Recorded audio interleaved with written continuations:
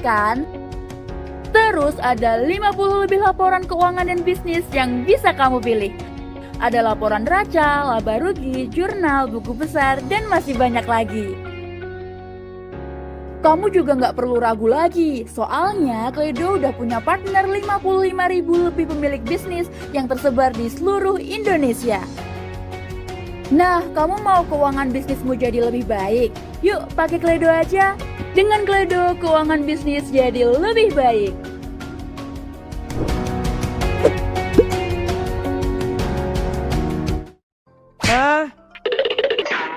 Mau liburan, tapi masih pusing ngurus pembukuan.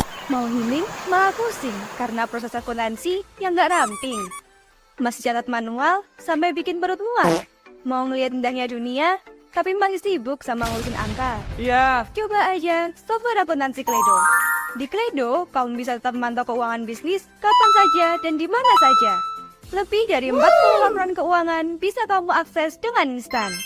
Pencatatan transaksi, manajemen persediaan, sampai perhitungan pajak juga bisa dilakukan dengan lebih baik. Jadi, tunggu apa lagi? Coba Kledo sekarang juga. Diskon 22% untuk kamu. Dengan Kledo, bisnis jadi lebih baik. Let's go.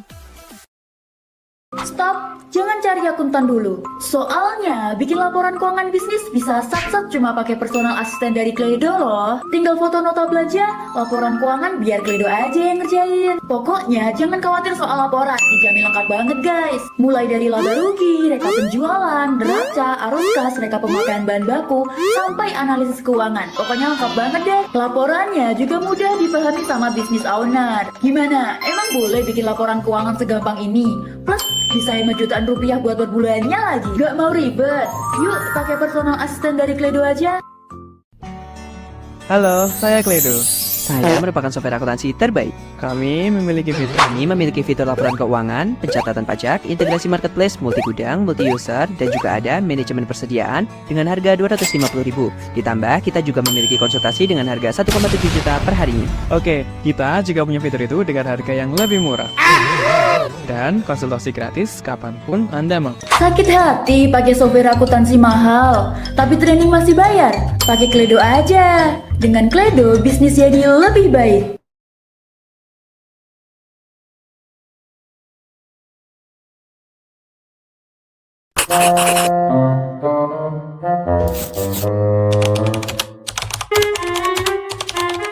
Manual karena proses pencatatannya masih lama dan manual bro. Kenapa nggak nyobain Kledo? Pakai Kledo, kamu bisa catat transaksi dan pantau laporan keuangan lebih praktis. Terus, kamu bisa approval transaksi walaupun nggak di kantor. Wah, pasti harganya mahal ya.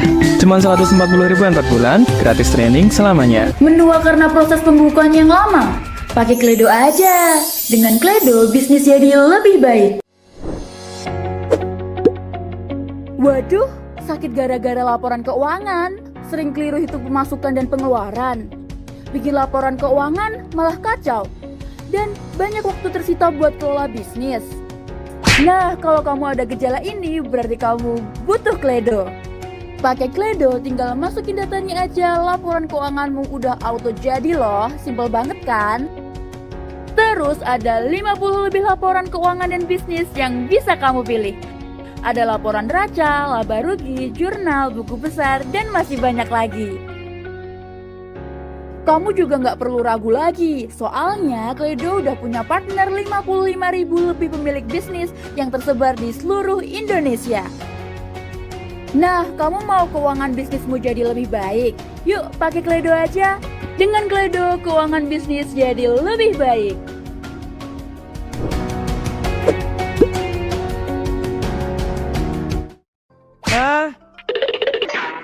Mau liburan, tapi masih pusing ngurus pembukuan. Mau healing, malah pusing karena proses akuntansi yang nggak ramping. Masih catat manual sampai bikin perut mual. Mau ngeliat indahnya dunia, tapi masih sibuk sama ngurusin angka. Iya. Coba aja software akuntansi Kledo. Di Kledo, kamu bisa tetap memantau keuangan bisnis kapan saja dan di mana saja. Lebih dari 40 laporan keuangan bisa kamu akses dengan instan. Pencatatan transaksi, manajemen persediaan, sampai perhitungan pajak juga bisa dilakukan dengan lebih baik. Jadi, tunggu apa lagi? Coba Kledo sekarang juga. Diskon 22% untuk kamu. Dengan Kledo, bisnis jadi lebih baik. Let's go! Stop, jangan cari akuntan dulu. Soalnya, bikin laporan keuangan bisnis bisa sat-sat cuma pakai personal asisten dari Kledo loh. Tinggal foto nota belanja, laporan keuangan biar Kledo aja yang ngerjain. Pokoknya, jangan khawatir soal laporan, dijamin lengkap banget guys. Mulai dari laba rugi, reka penjualan, neraca, arus kas, reka pemakaian bahan baku, sampai analisis keuangan. Pokoknya lengkap banget deh. Laporannya juga mudah dipahami sama bisnis owner. Gimana? Emang boleh bikin laporan keuangan segampang ini? Plus, bisa hemat jutaan rupiah buat bulannya lagi. Gak mau ribet? Yuk, pakai personal asisten dari Kledo aja. Halo, saya Kledo. Saya merupakan software akuntansi terbaik. Kami memiliki Fitur laporan keuangan, pencatatan pajak, integrasi marketplace, multi gudang, multi user, dan juga ada manajemen persediaan dengan harga 250.000. Ditambah, kita juga memiliki konsultasi dengan harga 1,7 juta per harinya. Oke, kita juga punya fitur itu dengan harga yang lebih murah. Dan konsultasi gratis kapanpun Anda mau. Sakit hati pakai software akuntansi mahal, tapi training masih bayar. Pakai Kledo aja. Dengan Kledo, bisnis jadi lebih baik.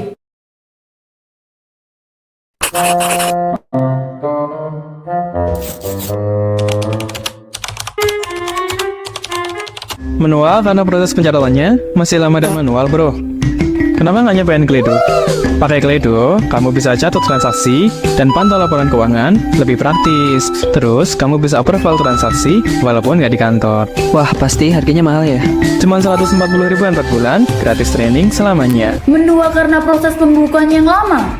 Pakai Kledo aja. Dengan Kledo, bisnis jadi lebih baik.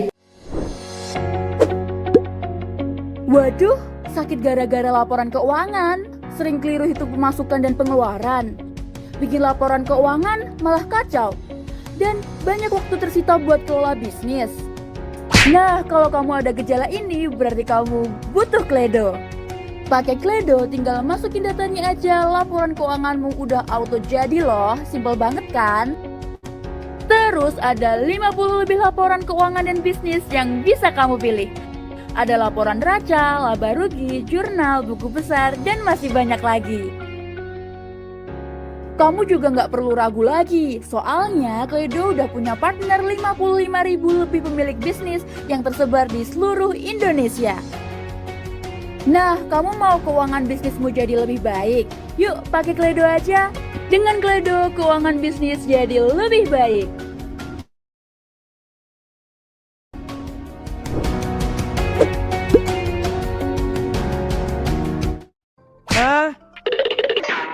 Mau liburan, tapi masih pusing ngurus pembukuan. Mau healing, malah pusing karena proses akuntansi yang nggak ramping. Masih catat manual sampai bikin perut mual. Mau ngeliat indahnya dunia, tapi masih sibuk sama ngurusin angka. Iya. Coba aja software akuntansi Kledo. Di Kledo, kamu bisa tetap memantau keuangan bisnis kapan saja dan di mana saja. Lebih dari 40 laporan keuangan bisa kamu akses dengan instan. Pencatatan transaksi, manajemen persediaan, sampai perhitungan pajak juga bisa dilakukan dengan lebih baik. Jadi, tunggu apa lagi? Coba Kledo sekarang juga. Diskon 22% untuk kamu. Dengan Kledo, bisnis jadi lebih baik. Let's go! Stop, jangan cari akuntan dulu. Soalnya, bikin laporan keuangan bisnis bisa sat-sat cuma pakai personal asisten dari Kledo loh. Tinggal foto nota belanja, laporan keuangan biar Kledo aja yang ngerjain. Pokoknya, jangan khawatir soal laporan, dijamin lengkap banget guys. Mulai dari laba rugi, reka penjualan, neraca, arus kas, reka pemakaian bahan baku, sampai analisis keuangan. Pokoknya lengkap banget deh. Laporannya juga mudah dipahami sama bisnis owner. Gimana? Emang boleh bikin laporan keuangan segampang ini? Plus, bisa hemat jutaan rupiah buat bulannya lagi. Gak mau ribet? Yuk, pakai personal asisten dari Kledo aja. Halo, saya Kledo. Saya merupakan software akuntansi terbaik. Kami memiliki Fitur laporan keuangan, pencatatan pajak, integrasi marketplace, multi gudang, multi user, dan juga ada manajemen persediaan dengan harga 250.000. Ditambah, kita juga memiliki konsultasi dengan harga 1,7 juta per harinya. Oke, kita juga punya fitur itu dengan harga yang lebih murah. Dan konsultasi gratis kapanpun Anda mau. Sakit hati pakai software akuntansi mahal, tapi training masih bayar. Pakai Kledo aja. Dengan Kledo, bisnis jadi lebih baik.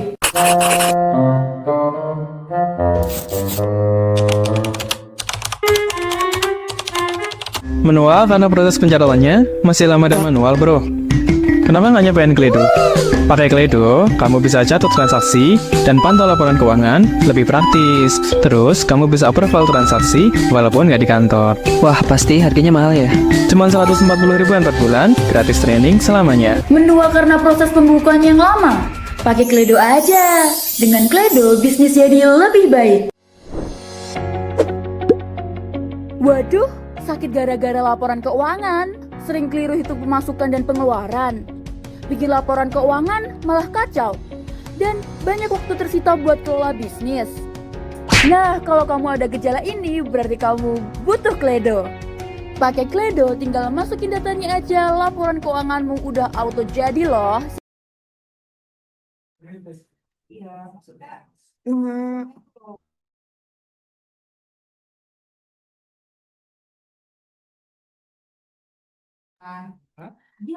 Halo, selamat siang teman-teman semua. Terima kasih ya sudah bergabung di Bincang Kledo sesi Mei 2026 pada siang hari ini. Sebelumnya perkenalkan, aku Tiara. Aku yang akan menemani perjalanan teman-teman di webinar pada siang hari ini. Webinar kita kali ini tentunya akan membahas yang berhubungan dengan, aku udah spill dikit-dikit ya di grup, sebenarnya kita akan bahas tentang pajak. Supaya teman-teman tahu, ini lagi fase bulan-bulan habis SPT badan ya. Nanti kita akan bahas tentang kalau SPT badan udah beres, terus kita mau ngapain gitu. Nah, kita akan bahas seru-seruan juga tentunya. Ada expertise juga di bidang pajak, ada Kak Sarjuki dari Flashtag, dan juga nanti kita akan bahas dari sisi keuangannya juga, biar kalau pajaknya rapi, laporan keuangannya juga tentunya harus rapi gitu. Nah, sebelum mulai, teman-teman bisa pastikan ya koneksi internet dan juga audio teman-teman itu stabil. Dan untuk teman-teman yang ingin berinteraksi, bisa memanfaatkan fitur chat atau bisa nanti bertanya langsung pada sesi Q&A yang nanti akan aku spill juga di belakang sesi seperti biasanya. Kabar baiknya juga nih buat teman-teman, kawan Kledo semuanya. Tentunya nanti akan di-share ya benefit yang menarik untuk teman-teman yang hadir di webinar kali ini. Yaitu nanti akan ada soft copy e-materi dan juga ada e-sertifikat dan juga diskon 37% berlangganan Kledo. Diskon 5% untuk pembetulan SPT Badan 2025 dari Flashtex. Dan ada saldo e-wallet juga untuk penanya teraktif. Tapi ingat ya teman-teman, benefit ini bisa diklaim, teman-teman akan mendapatkan semua benefit ini, tapi bisa diklaim hanya jika teman-teman sudah mengisi 3 form, yaitu ada form pendaftaran sebelum join, dan juga nanti akan ada form presensi, dan juga ada form feedback. Linknya nanti akan di-share di kolom komentar atau di kolom chat, teman-teman nanti bisa cek secara berkala juga untuk linknya gitu. Oke, teman-teman di sini udah siap semua? Biar kita bisa langsung mulai ya, nggak usah lama-lama openingnya dari aku gitu. Kayak Bincang Kledo kali ini akan diperkuat juga, tadi udah sempat spill juga narasumbernya. Yang pertama ada Kak Sarjuki. Halo Kak Sarjuki, apa kabar? Halo Kak Muti, selamat siang. Iya, oke. Kak Sarjuki ini adalah tax consultant dari Flashtex yang tentunya udah sangat pengalaman ya Kak ya di bidang pajak gitu. Dan selanjutnya yang kedua aku mau kenalin ada Kak Junior. Halo Kak Juni. Halo, Kak Muti. Kabar baik Oke. juga. Salam kenal juga, Kak Sarjuki. Halo. Kak Junior ini adalah senior konsultan dari Kledo yang tentunya akan siap berbagi insight dan juga seputar laporan keuangan dan juga bisnis. Nah, sebelumnya mari kita kasih sambutan yang hangat ya buat Kak Sarjuki dan juga Kak Juni. Oke, sebelum masuk ke sesi materi dari Kak Junior, kita kenalan dulu kali ya, apa sih itu Flashtag? Teman-teman kita tonton nih, company profile dari Flashtag. Silakan.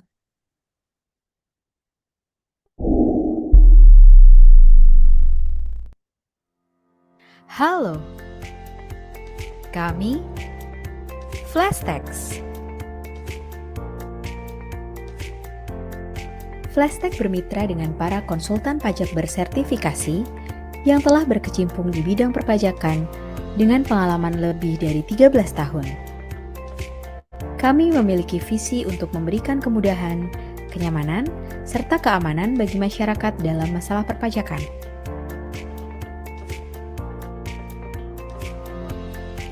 Kami akan memberikan dukungan untuk Anda dengan cara yang praktis dan sesuai dengan peraturan perpajakan yang berlaku, sehingga Anda selalu dapat merasa aman dalam menyelesaikan kewajiban perpajakan.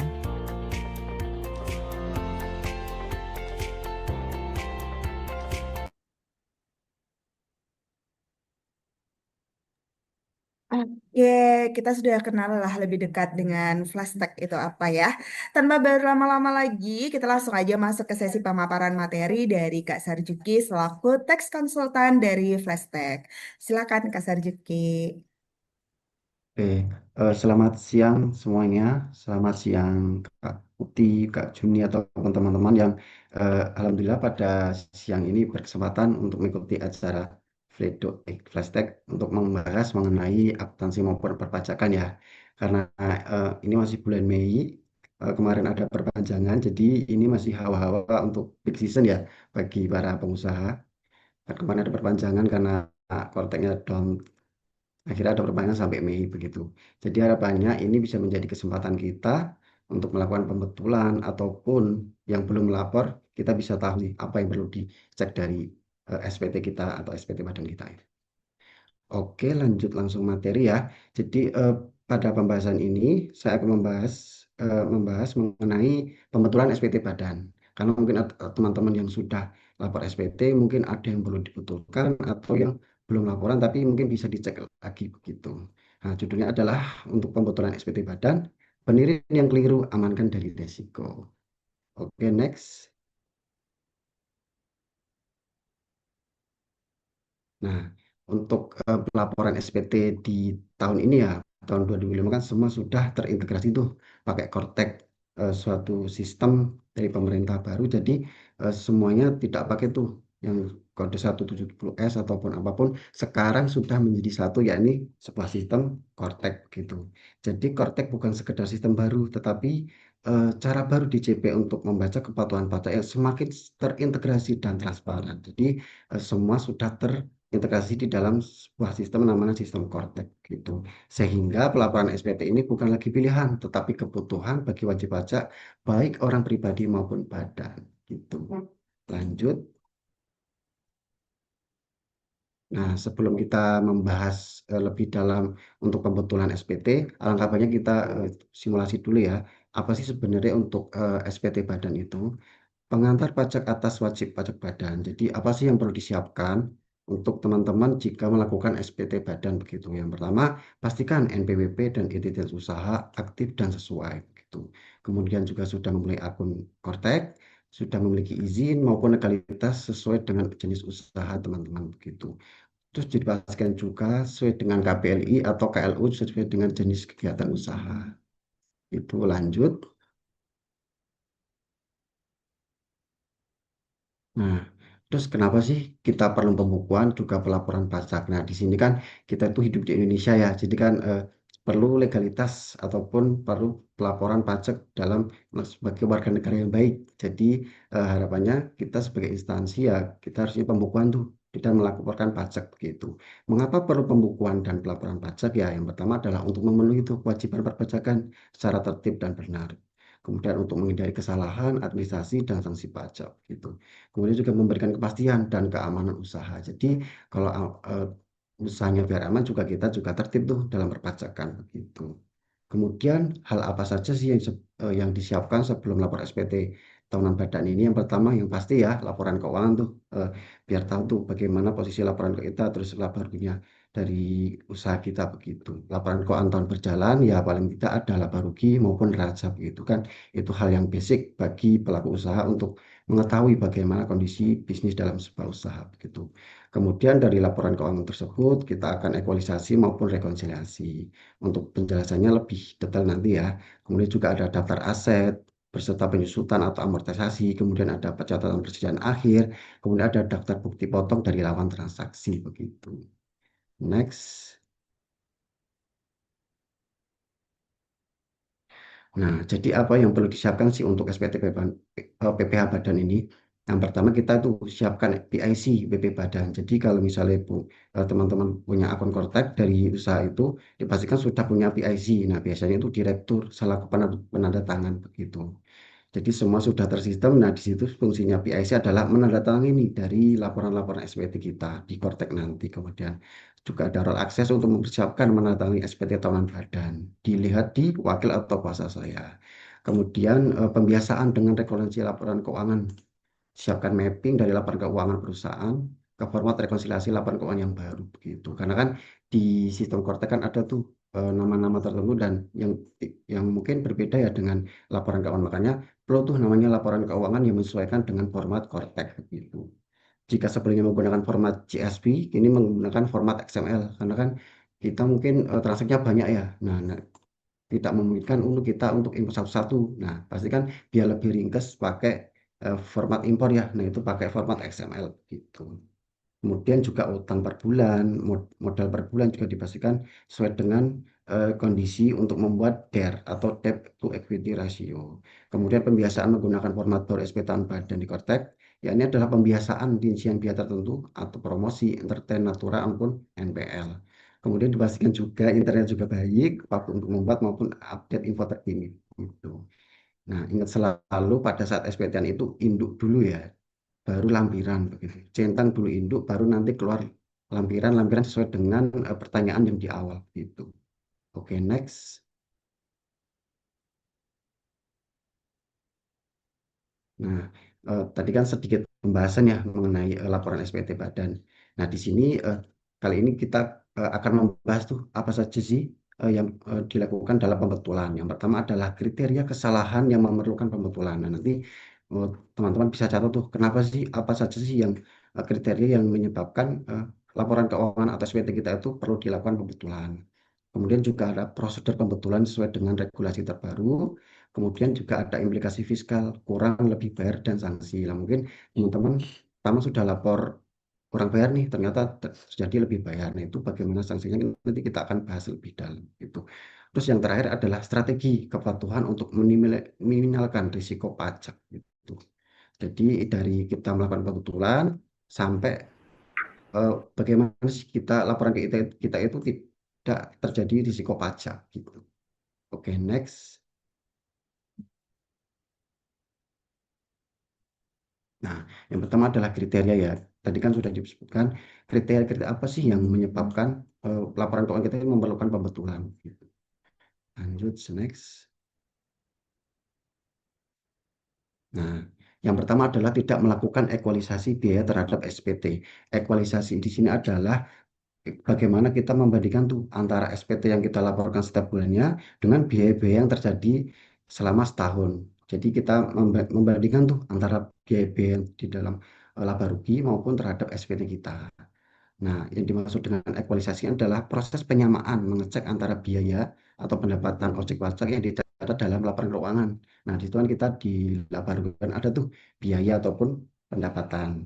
Nah, nanti disesuaikan atau disamakan yang dilaporkan dalam SPT. Karena kan kita kan tiap bulan tuh sudah melaporkan SPT ku. Nah, itu kan seharusnya sesuai dengan laporan keuangan selama kita setahun gitu. Fungsinya untuk apa? Fungsinya adalah untuk mengecek kepatuhan wajib pajak dalam perhitungan, penyetoran maupun pelaporan pajak terutang begitu. Nah, ekualisasi objek pajak biasanya dilakukan oleh auditor eksternal, khususnya auditor pajak. Namun kegiatan ini perlu juga dipahami wajib pajak. Kita sebagai yang olah data, kita perlu tahu tuh bagaimana proses ekualisasi begitu. Agar dapat mempersiapkan jawaban ketika ada pertanyaan dari auditor, baik ketika dilakukan pemeriksaan maupun kita ditentukan SP2DK gitu. Jadi harapannya laporan kita itu sudah sesuai dengan SPT yang kita laporkan di setiap bulannya gitu. Lanjut, next. Nah, yang dimaksud ekualisasi bagaimana sih?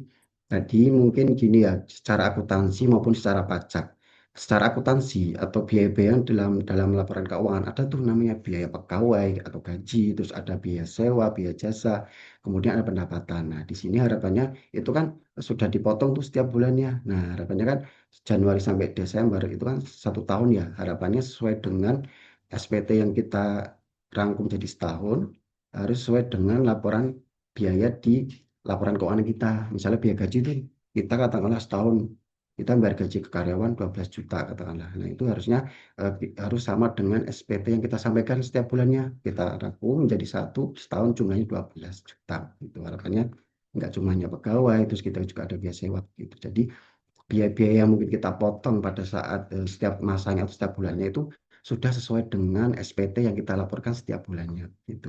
Itu namanya proses ekualisasi gitu. Jadi kita juga tertib, laporan kita juga bisa di cross check. Lanjut.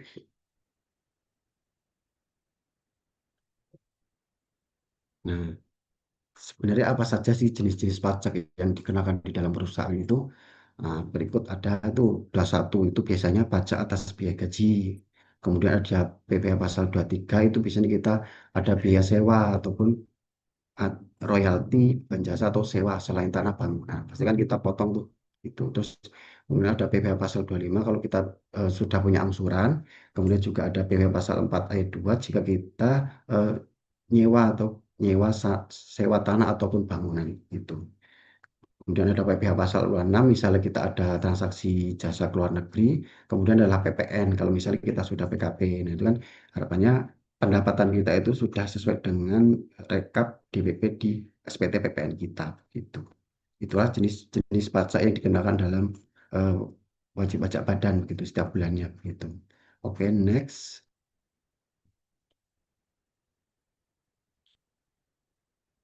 Nah, terus tidak melakukan rekonsiliasi fiskal. Karena kita sudah melakukan ekualisasi, kita perlu namanya melakukan rekonsiliasi fiskal. Jadi maksud rekonsiliasi fiskal adalah ada beberapa beban atau ada beberapa pendapatan yang tidak diakui secara fiskal. Oke, secara komersial atau secara akuntansi kita akui. Namun ada beberapa yang tidak akui secara pajak gitu. Saya kasih contoh, misalnya katakanlah kita ada pendapatan bunga tuh. Nah, itu kan secara akuntansi atau secara komersil itu menambah pendapatan kita di akuntansi, di laporan keuangan kita. Tetapi secara pajak itu tidak diakui karena situ sudah dipotong pajak PPh final gitu. Jadi ada beberapa tuh di situ kan ada beberapa opsi ya FPO, APE. Eh, Di situ kan ada kode-kode biaya yang tidak dapat dibiayakan secara pajak gitu. Bedanya rekonsiliasi fiskal positif sama negatif. Kalau positif itu berarti menambah laba kena pajak. Kalau negatif berarti mengurangi laba kena pajak gitu. Oke, next.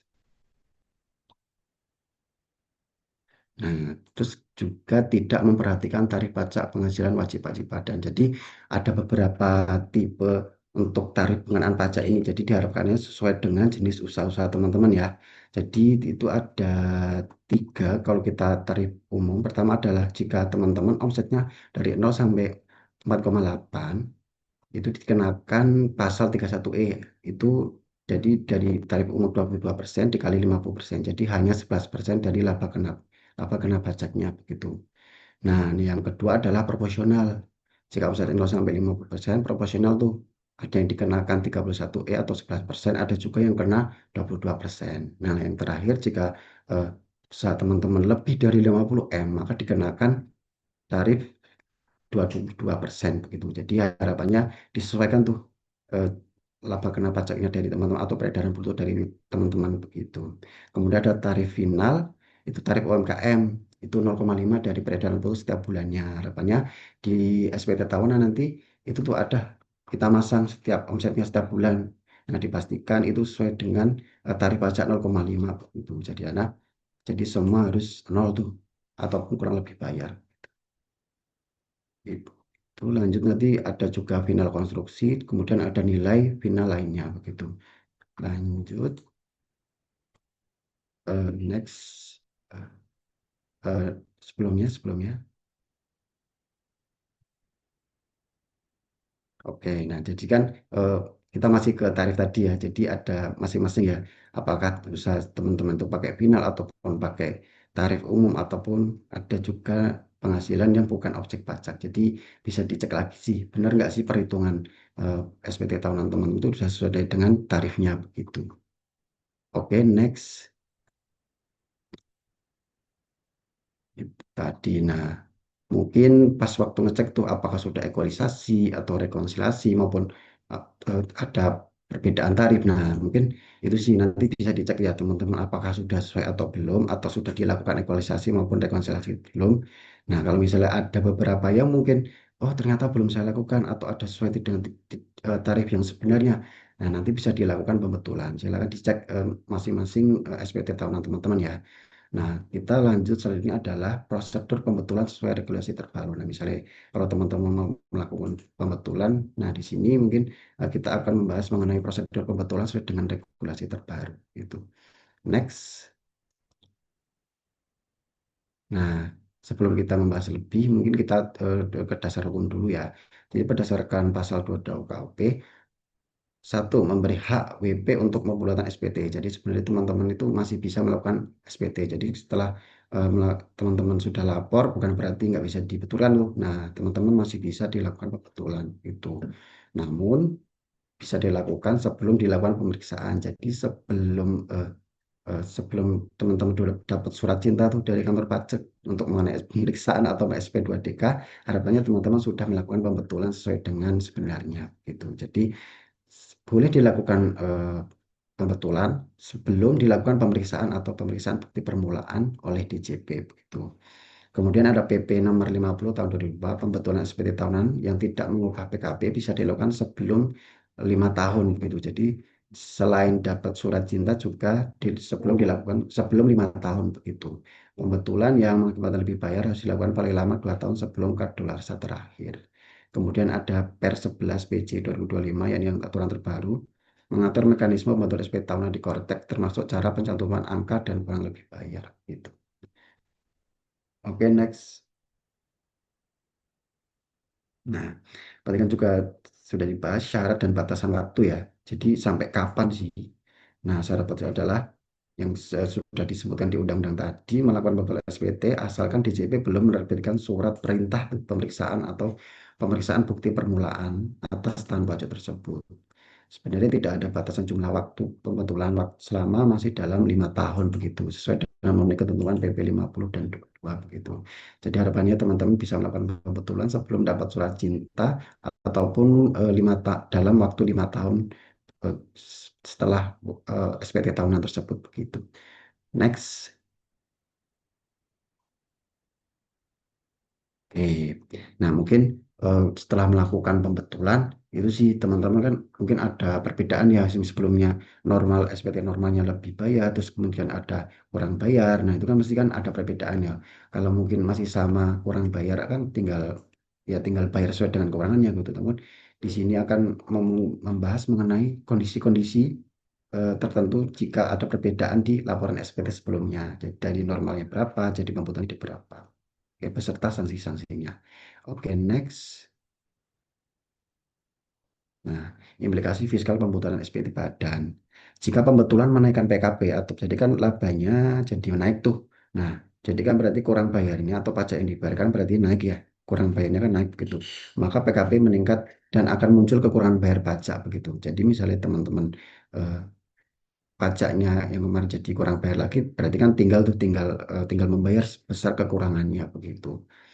Implikasi fiskalnya wajib wajib pajak bayar tambahan sesuai dengan perhitungan terbaru karena kurang bayar dikenal setelah SPT awal akan dikenakan sanksi administrasi berupa bunga. Jadi kan ada tuh berarti kan ada beberapa yang belum tersetor ya. Jadi kan itu dapat dikenakan bunga begitu. Karena kan seharusnya sama yang sebelumnya kan beda. Nah, itu kan berarti ada yang kurang setor. Nah, di situ dikenakan bunga saja, bukan denda pajak biasa begitu. Nah, terus ada kondisi misal pembetulan menurunkan PKP, berarti kan awalnya bawah menjadi itu bawah lagi, berarti kan menyebabkan lebih bayar tuh.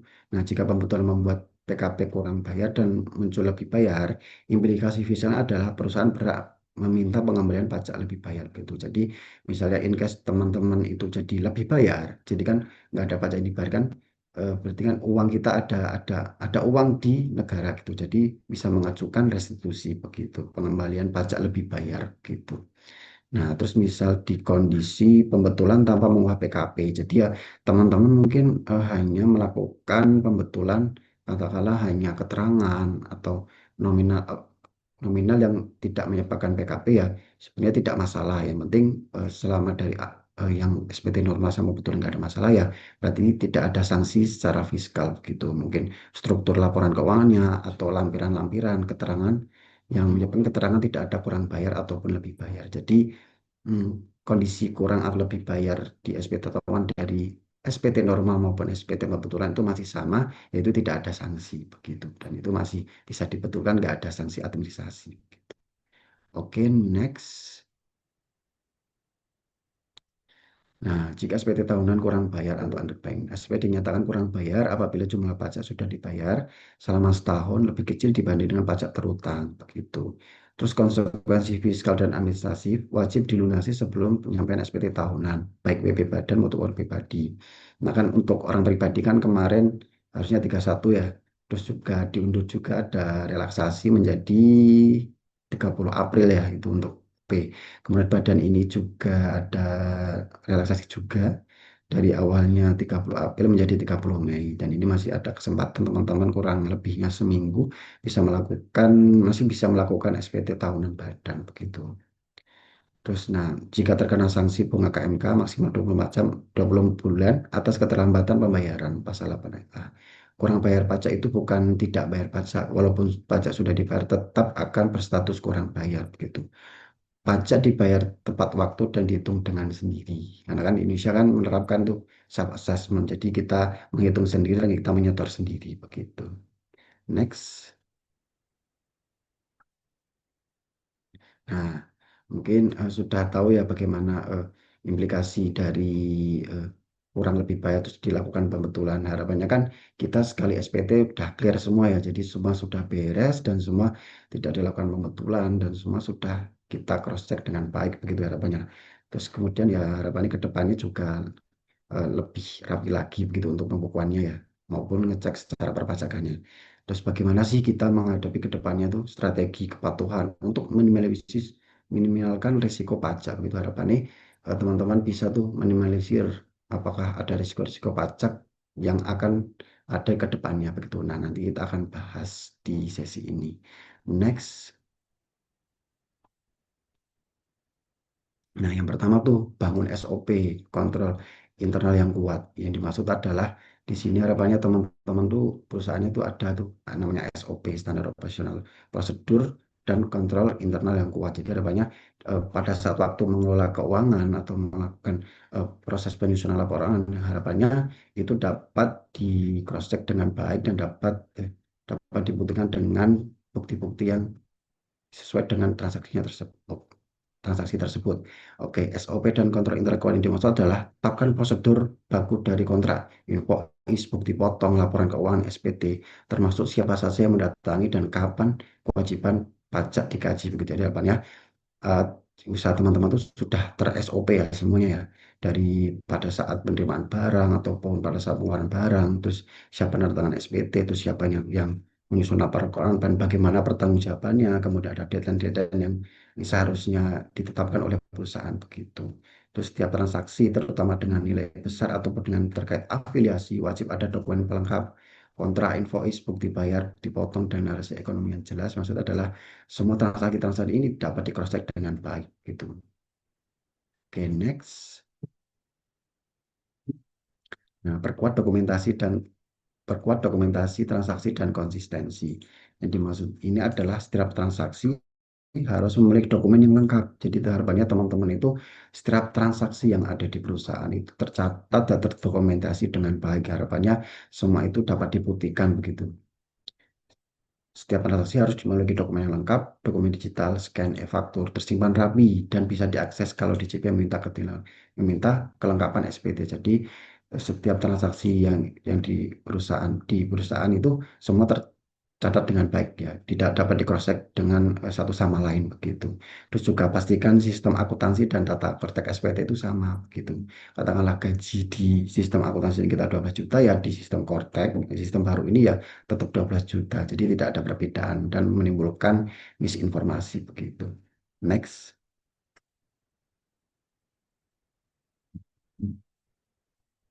Nah, yang tadi seperti yang saya paparkan dari awal ini adalah lakukan rekonsiliasi ataupun ekualisasi rutin laporan keuangan versus SPT. Karena kan konteks ini kita kan setelah kita melakukan laporan keuangan kan pasti ini dia akan dibaca oleh kantor pajak kan. Nah, fungsinya adalah kantor pajak ini mengecek tuh SPT kita apakah sudah sesuai dengan pencatatan yang kita gitu.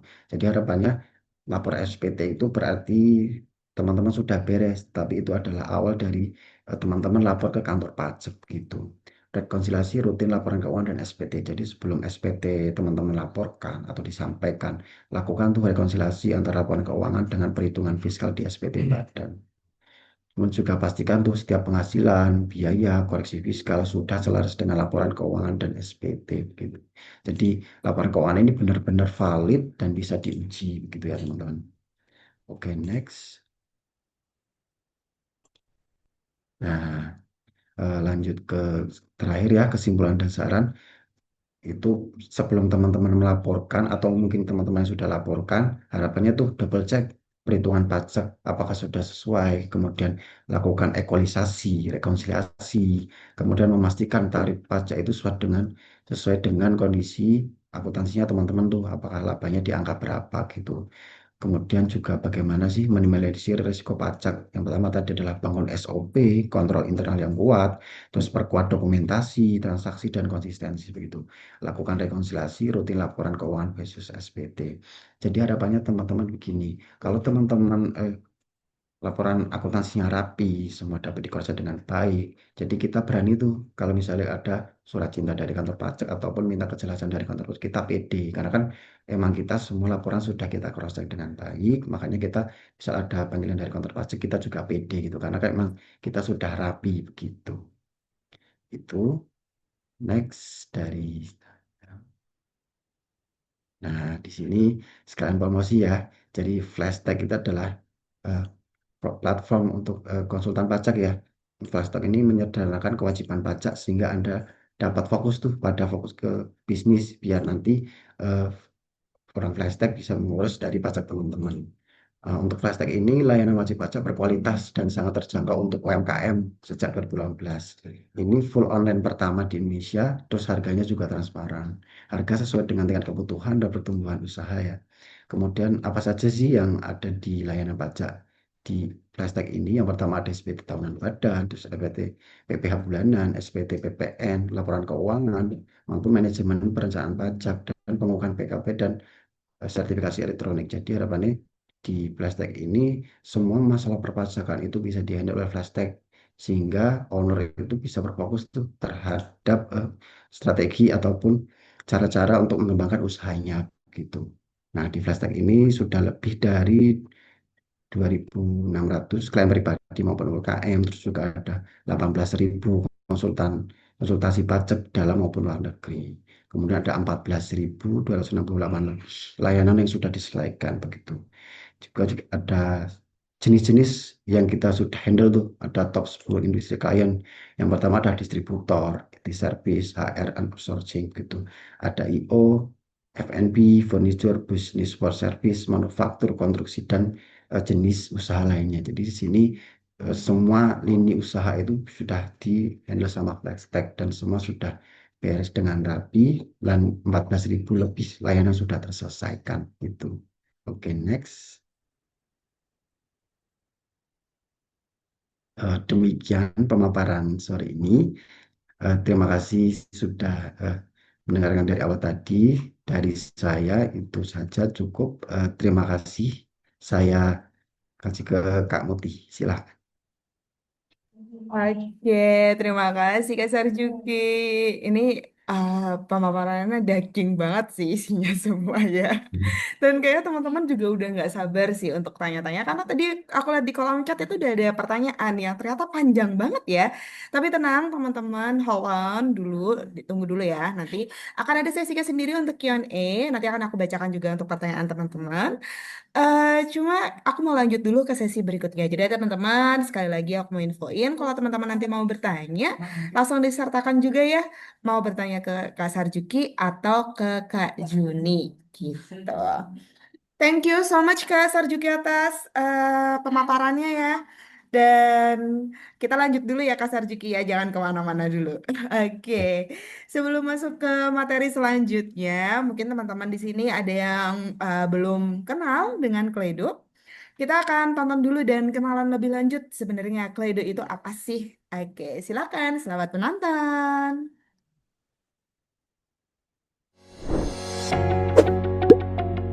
Waduh, sakit gara-gara laporan keuangan. Sering keliru hitung pemasukan dan pengeluaran. Bikin laporan keuangan malah kacau. Dan banyak waktu tersita buat kelola bisnis. Nah, kalau kamu ada gejala ini, berarti kamu butuh Kledo. Pakai Kledo, tinggal masukin datanya aja, laporan keuanganmu udah auto jadi loh. Simpel banget kan? Terus ada 50 lebih laporan keuangan dan bisnis yang bisa kamu pilih. Ada laporan neraca, laba rugi, jurnal, buku besar, dan masih banyak lagi. Kamu juga nggak perlu ragu lagi, soalnya Kledo udah punya partner 55.000 lebih pemilik bisnis yang tersebar di seluruh Indonesia. Nah, kamu mau keuangan bisnismu jadi lebih baik? Yuk, pakai Kledo aja. Dengan Kledo, keuangan bisnis jadi lebih baik.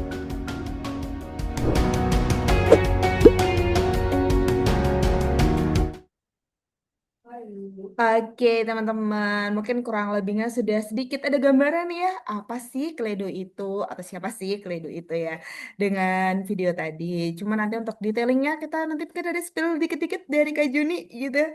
Kita langsung aja ya masuk ke sesi pemaparan selanjutnya kepada Kak Juni. Halo, Kak Juni. Oke, halo, selamat siang Kak Muti dan teman-teman semuanya. Iya, udah ready Kak, udah siap. Oke, sudah siap banget nih Kak. Oke, kalau gitu. Silakan Kak Juni. Oke, baik. Terima kasih kesempatannya Kak Muti dan terima kasih selamat siang juga teman-teman semua, Kak Sarjuki juga. Nah, mungkin kalau dari Kak Sarjuki tadi sudah menjelaskan ya teman-teman terkait di bagian perpajakannya. Mungkin nanti kalau dari saya akan lebih ke fokus ke akuntansi ataupun di laporan keuangannya. Nah, nanti untuk di PPT pada siang hari ini, saya akan bahkan materi tentang laporan keuangan yang akurat sebagai untuk fondasi kita nih, lapor pajak badan yang tepat. Oke, nah tentunya yang teman-teman tahu juga, untuk laporan keuangan itu adalah satu fondasi yang penting nih sebelum kita untuk melakukan pelaporan pajak. Nah, kenapa? Karena untuk SPT itu kan kita tidak buatnya menggunakan perkiraan, namun kita menggunakan berdasarkan data-data akuntansi yang memang sudah kita catatkan sebelumnya. Dan untuk datanya adalah datanya asalnya dari laporan keuangan yang kita catatkan tadi. Nah, mungkin kalau bisa untuk kita analogikan, kalau SPT atau perpajakan itu di akhir atau hasil akhir, nah mungkin kalau dari laporan keuangan itu adalah bahan bakunya, teman-teman. Jadi untuk laporan keuangan ini memang jadi fondasi utama dalam kita untuk melakukan pelaporan pajak karena ada data-data keuangan yang sangat penting untuk dasar perhitungan. Mulai dari laporan laba rugi, neraca, arus kas, yang dimana itu semuanya kan terinput atau tertuang dalam laporan keuangan. Nah, mungkin kita juga bisa untuk lihat juga di bagian bawah ini kan juga ada untuk alur nih teman-teman kalau bagaimana nih untuk melakukan atau hasil akhir sampai ke SPT tahunan. Yang pertama yang tentu mulai dari adanya transaksi dulu nih, transaksi terjadi di lapangan, contohnya mungkin ada untuk penerimaan penjualan, ada untuk transaksi biaya, pembelian aset dan sebagainya, nanti kan akan ada timbul transaksi dulu. Dari transaksi itu kita akan catat nih teman-teman, baik nanti catatnya manual atau mungkin sudah pakai software atau mungkin pakai Excel dan sebagainya. Setelah dicatat ada untuk jurnal umumnya, ada jurnal akuntansi, barulah nanti dari jurnal-jurnal tersebut akan terbentuk nih jadi untuk laporan keuangan. Laporan keuangan ada dua juga, yang nanti kalau untuk akun di bagian akuntansinya kan laporan keuangan komersial. Nah, nanti kalau sudah sesuai atau mungkin masih ada yang perlu dikoreksi, nanti kita perlu juga untuk melakukan koreksi fiskal, yang nanti akan jadi laporan keuangan fiskalnya juga. Nah, kalau sudah berhasil untuk kita koreksi lah, barulah kita nanti dari laporan fiskal yang sudah kita koreksi tadi, baru jadi untuk dasar untuk perhitungan dari SPT tahunan. Oke, seperti itu. Nah, kira-kira tuh apa saja untuk laporan yang perlu untuk kita siapkan? Mungkin bisa untuk di next. Oke, nah laporan keuangan biasanya yang perlu untuk kita siapkan ada tiga, teman-teman. Yang pertama mungkin dari laporan laba rugi. Nah, kenapa laporan ini penting? Karena di laporan laba rugi ini kita juga akan menunjukkan bagaimana untuk posisi pendapatan kita ada berapa, biayanya nanti ada berapa, serta nanti posisi perusahaan kita itu laba ataupun rugi. Nah, dalam untuk penghitungan SPT, untuk laporan ini nanti berfungsi untuk jadi dasar menghitung laba yang sudah pasti dan sudah jelas. Yang kedua nanti bisa untuk mengetahui nih untuk penghasilan neto kita itu nanti ada berapa. Oke, yang ketiga nanti kita bisa untuk lihat lebih detail rincian dari pendapatan kita itu nanti ada apa aja, apakah ada pendapatan yang jasa, pendapatan dagang, atau mungkin ada pendapatan lain-lain juga, serta nanti dari biaya-biaya operasional yang lain juga. Seperti itu. Nah, nanti biasanya dalam laporan laba rugi untuk di bagian kolom atau di bagian komponen pendapatan itu nanti dasarnya dari penghasilan bruto. Nanti untuk beban operasional nanti biasanya juga akan diuji kembali saat koreksi fiskal apakah ini nanti bisa menjadi komponen biaya untuk fiskal atau ini nanti perlu untuk kita eliminasi nih karena ini kayaknya tidak masuk dalam kriteria atau tidak masuk dalam kategorinya. Nah, oke, yang kedua nanti kita juga perlu untuk laporan neraca, di mana kalau untuk laporan neraca ini yang sudah teman-teman ketahui juga, ini menunjukkan untuk posisi terkait dengan aset, posisi kewajiban kita atau hutang, dan nanti untuk modal dari perusahaan. Nah, nanti tentunya untuk fungsi dari laporan neraca ini dari teman-teman digunakan untuk dasar pelaporan, biasanya khususnya untuk harta dan kewajiban dari perusahaan. Nantinya juga jadi sumber acuan juga untuk melakukan pemeriksaan terkait dengan saldo kas, piutang, hutang, persediaan ataupun nanti aset tetap, serta biasanya nanti membantu untuk cek untuk konsistensi dari data perpajakan. Nah, biasanya nanti kalau komponen-komponen di bagian neraca ini, kalau untuk aset itu biasanya kita nanti jadikan dasar nih untuk hitung dari penyusutannya. Kalau untuk piutang nanti biasanya kita untuk sebagaikan jadi untuk dasar untuk catat potensi cadangan kerugian piutangnya. Atau nanti kalau terkait dengan hutang pajak, nanti biasanya kita untuk cerminkan kewajiban kita tuh ada berapa sih mungkin yang di periode sebelumnya atau yang mungkin belum kita lakukan. Oke, dan untuk yang terakhir ada laporan arus kas juga. Nanti untuk laporan arus kas nanti dari teman-teman ini biasanya akan menunjukkan terkait dengan kondisi atau gambaran dari kas masuk atau kas keluar dari perusahaan. Yang jelas fungsinya untuk melihat nih kemampuan perusahaan dalam menghasilkan kas itu nanti seperti apa. Dan nanti biasanya kalau dari laporan arus kas ini bisa jadi untuk kita lihat juga apakah laba kita itu besar tapi atau mungkin kasnya kecil yang dimana itu nanti mungkin banyak yang terjadi piutang atau mungkin nanti ada yang mungkin pembelian aset namun ternyata tidak dicatatkan nih diakui neraca dan sebagainya nanti juga sudah bisa untuk kita lihat dari laporan neraca tersebut. Nah, dan untuk yang laporan terakhir yang tidak saya catatkan di sini, namun ini untuk perannya tidak kalah penting juga, yang jelas adalah CALK atau catatan atas laporan keuangan. Di mana kalau CALK biasanya akan memuat mengenai kebijakan akuntansi atau rincian-rincian tertentu yang tidak dimuat dalam laporan keuangan. Nah, biasanya nanti kalau CALK ini akan menjelaskan nih teman-teman metode pencatatan apa yang kita gunakan, rincian dari beberapa transaksi tertentu, kemudian nanti akan jadi untuk dokumen pendukungnya.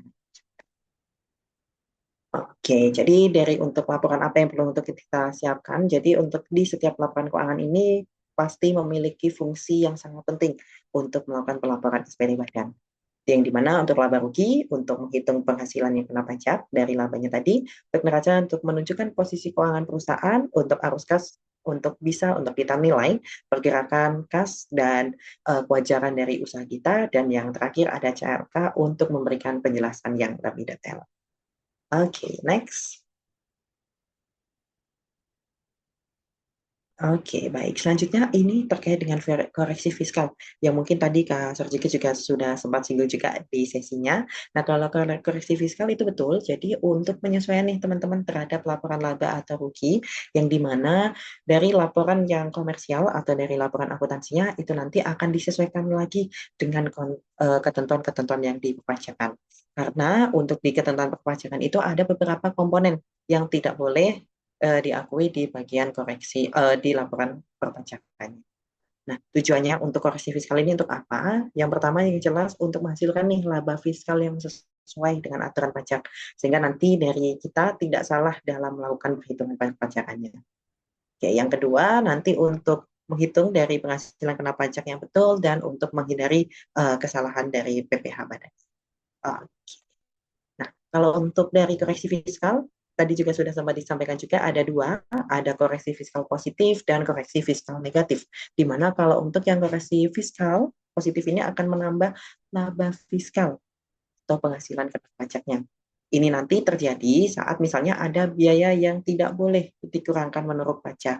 Jadi secara akuntansi kita akui sebagai beban atau biaya, namun nanti secara pajak tidak boleh untuk kita akui. Jadinya nanti untuk laba kita nanti akan jauh lebih tinggi daripada laba yang akuntansi. Oke, yang kedua nanti mungkin ada untuk pendapatannya karena tadi labanya itu eh, sudah kita kecilkan, maka nanti untuk pendapatan komersialnya bisa untuk lebih kecil dari pendapatan fiskalnya. Nah, mungkin untuk contohnya, yang pertama ada untuk denda pajak, biasanya ada untuk sumbangan yang tidak memenuhi ketentuan, ada untuk biaya pribadi dari pemilik yang nanti dicatatkan jadi beban operasional, ada pajak penghasilan, dan untuk aturan tertentu juga. Nah, kalau untuk yang koreksi fiskal negatif, ini nanti terkait dengan koreksi fiskal yang mengurangi laba fiskal atau penghasilan kena pajak. Seperti itu. Jadi nanti biasanya ketika ada pendapatan nih yang bukan objek pajak atau yang sudah dikenakan objek pajak, itu nanti biasanya tidak boleh diakui dalam laporan akuntansi yang sudah fiskal. Seperti itu. Sehingga nanti labanya akan jadi lebih kecil. Karena dengan beban yang sama, tapi nanti penghasilannya atau pendapatannya itu nanti berkurang. Seperti itu. Contohnya biasanya terkait dengan pendapatan bunga deposito yang sudah dipotong pajak final, atau mungkin ada penyusutan fiskal yang lebih besar daripada yang laporan komersial, serta nanti ada untuk penghasilan yang bukan termasuk dari objek pajak, sehingga tidak boleh untuk diinputkan ke laporan akuntansi yang fiskal. Seperti itu. Oke, dan untuk mungkin bisa untuk di next. Oke, dan betul, jadi nanti di akuntansi ataupun fiskal kita juga ada untuk pengakuan biaya yang berbeda. Jadi kalau untuk yang akuntansi, itu nanti pengakuan biayanya itu bertujuan untuk menggambarkan nih teman-teman, kondisi keuangan perusahaan yang secara wajar. Jadi memang kalau misalnya kita ada untuk transaksi pendapatan atau terkait dengan transaksi di bagian biaya, itu nanti dari akuntansi, selama itu termasuk dengan operasional perusahaan, maka nanti boleh untuk kita catatkan seperti itu. Sedangkan kalau dari fiskal ataupun pajak itu nanti tujuannya berbeda dengan yang pengakuan biayanya dari yang akuntansi. Yaitu kalau untuk yang pajak kita tujuannya untuk menghitung nih penghasilan kena pajak yang sesuai dengan aturan perpajakan. Sehingga nanti akan dari teman-teman akan melihat mana saja sih untuk biaya yang boleh diakui di akuntansi, namun tidak boleh untuk diakui secara pajak. Ada untuk mungkin nanti perbedaan pengakuan juga terkait dengan pendapatan dan biaya, dan nanti ada untuk metode perhitungan juga yang berbeda antara yang di fiskal ataupun yang di akuntansi. Oke, karena untuk di bagian akuntansi dan fiskal tentunya memiliki perbedaan ya teman-teman. Yang pertama dari dasar aturannya pun nanti juga sudah berbeda. Kalau untuk yang akuntansi nanti berdasarkan SAK atau standar akuntansi keuangan, sedangkan nanti kalau untuk yang fiskal biasanya dari undang-undang PPH atau undang-undang perpajakan. Oke, dan nanti kalau untuk prinsip pengakuannya, kalau yang dari akuntansi biasanya bisa untuk kita pilih misalnya accrual basis atau cash basis, sedangkan nanti kalau dari pajak itu tidak menggunakan dari sistem itu, namun nanti biasanya akan menggunakan dari yang aturan perpajakan yang berlaku. Oke, mungkin bisa untuk di next, silakan. Oke, ini adalah contoh untuk penerapannya. Tadi untuk yang di bagian biaya, contohnya nih, tadi ada untuk denda pajak. Kalau untuk di bagian akuntansi, itu nanti boleh untuk diakui jadi biaya. Sedangkan kalau dari fiskal, itu nanti tidak boleh untuk kita kurangkan. Seperti itu. Sedangkan nanti kalau untuk yang mungkin tadi ada sumbangan tertentu, biasanya kalau untuk yang di akuntansi boleh dikurangkan, sedangkan nanti kalau untuk yang di bagian fiskal tidak boleh untuk dikurangkan. Dan tadi mungkin yang sering terjadi juga oleh beberapa usaha yang mungkin ada untuk biaya-biaya pribadi pemilik itu masih tercatat. Nah, itu kalau akuntansi mungkin juga bisa untuk diakui sebagai privat atau mungkin diakui sebagai biaya lain-lain. Namun kalau untuk di bagian fiskal atau pajak, untuk hal tersebut tentunya tidak boleh. Oke, silahkan bisa untuk di next, Kak. Oke, nah ini ada kesalahan-kesalahan nih yang mungkin sering terjadi dari teman-teman untuk melakukan pencatatan khususnya di bagian akuntansinya. Itu nanti ada 6 di sini. Oke, yang pertama nanti adalah pencatatan biaya pribadi tadi kepada operasional perusahaan. Nah, seringkali kalau untuk pemilik usaha itu mencampurkan nih teman-teman pengeluaran pribadi mereka dengan biaya operasional perusahaan. Contohnya mungkin melakukan belanja pribadi, kemudian mungkin ada untuk liburan keluarga, pembelian kebutuhan rumah tangga yang nanti dibebankan kepada perusahaan. Dampaknya apa? Jika untuk biaya ini nanti dicatatkan sebagai biaya operasional perusahaan, maka nanti biayanya akan lebih besar, sehingga untuk laba dari usaha atau perusahaan itu nanti akan jauh lebih kecil. Nah, kalau untuk di pajaknya, nanti tentunya untuk biaya pribadi ini kan tidak boleh untuk dikurangi sebagai pengurangan dari penghasilan. Sehingga nanti untuk laba fiskalnya akan jauh jadi lebih besar karena ada pengurangan dari biaya-biaya pribadi tersebut. Dan nanti tentunya dari biaya-biaya ini harus kita kurangkan saat melakukan koreksi fiskal tadi. Seperti itu. Yang kedua, biasanya dari user atau pengguna itu nanti sering tidak melakukan pemisahan hutang atau sehingga nanti misalnya pemilik itu melakukan penyetoran dana, namun nanti itu bingung klasifikasinya ini apa. Apakah ini akan dijadikan untuk modal atau akan kita jadikan sebagai. Nah, kadang ada yang dicatat itu sebagai hutang, padahal itu mungkin masuknya ke kategori modal atau mungkin nanti sebaliknya.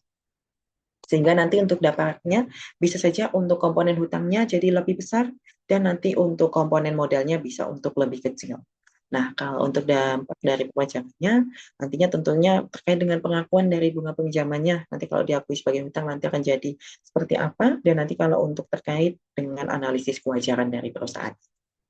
Oke, nah kalau dari ini solusi yang bisa untuk diberikan, yang pertama dari teman-teman jangan lupa untuk memisahkan transaksi antara yang modal dan hutang sejak awal pencatatannya, menggunakan untuk dokumen pendukung yang jelas, ini nanti termasuk bukti hutang atau bukti modal, dan jangan lupa menggunakan akun akuntansi yang sesuai saat melakukan pencatatan di pembukuan.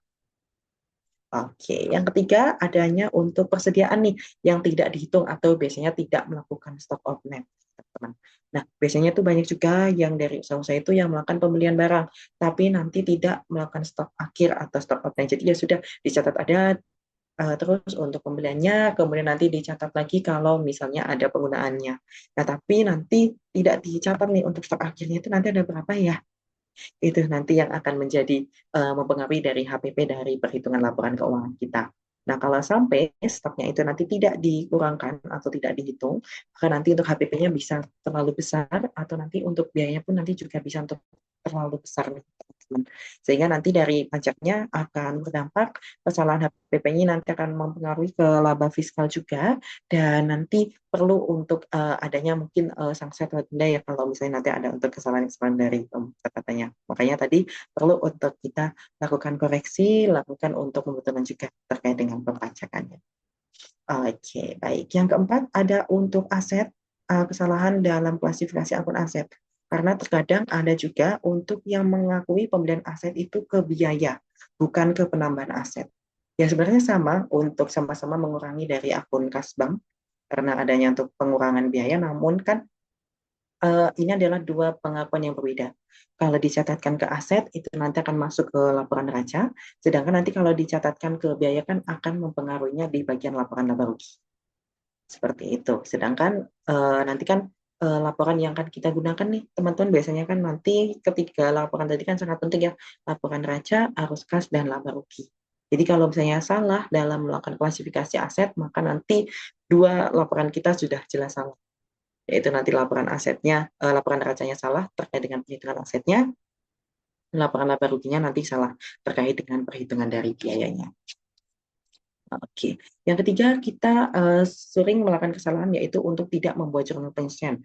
Mungkin nanti ada untuk terkait dengan pendapatan-pendapatan yang mungkin harusnya diakui tiap bulan, atau mungkin ada untuk biaya-biaya yang harusnya kita akui tiap bulannya, itu nanti tidak, kalau sampai tidak kita buat untuk jurnal penyesuaiannya, nanti bisa jadi pendapatan kita terakui sangat besar di awal, atau mungkin nanti pembiayaan atau pengakuan biayanya nanti juga akan jadi sangat besar. Sehingga itu nanti tentunya akan mempengaruhi di bagian laporan laba atau ruginya juga. Nanti bisa saja labanya sangat besar atau mungkin labanya terlihat sangat kecil. Padahal laba atau rugi yang seharusnya tidak sekian untuk mereka. Oke, dan yang terakhir adalah kesalahan dari penerapan pendapatan yang mungkin sama juga tadi seperti di bagian jurnal pensiun ya. Jadi kadang tuh ada untuk yang melakukan pembayarannya di muka nih langsung lunas di awal, namun harusnya itu pendapatannya untuk misalnya untuk bulan-bulan selanjutnya. itu terkadang masih ada yang mengakui pendapatannya di awal, sehingga nanti di bulan tersebut labanya sangat besar karena pendapatannya tinggi. Dan nanti untuk di bulan-bulan selanjutnya malah jadi untuk pendapatannya tidak terakui, nanti dalam menjadi untuk labanya semakin berkurang atau lebih kecil. Seperti itu. Oke. Mungkin dari itu bisa untuk di next, silakan. Oke, nah kira-kira untuk mendeteksi kesalahan pencatatan akuntansi itu bagaimana sih untuk caranya? Nah, mungkin dari saya bisa untuk memberikan beberapa solusi nih, teman-teman.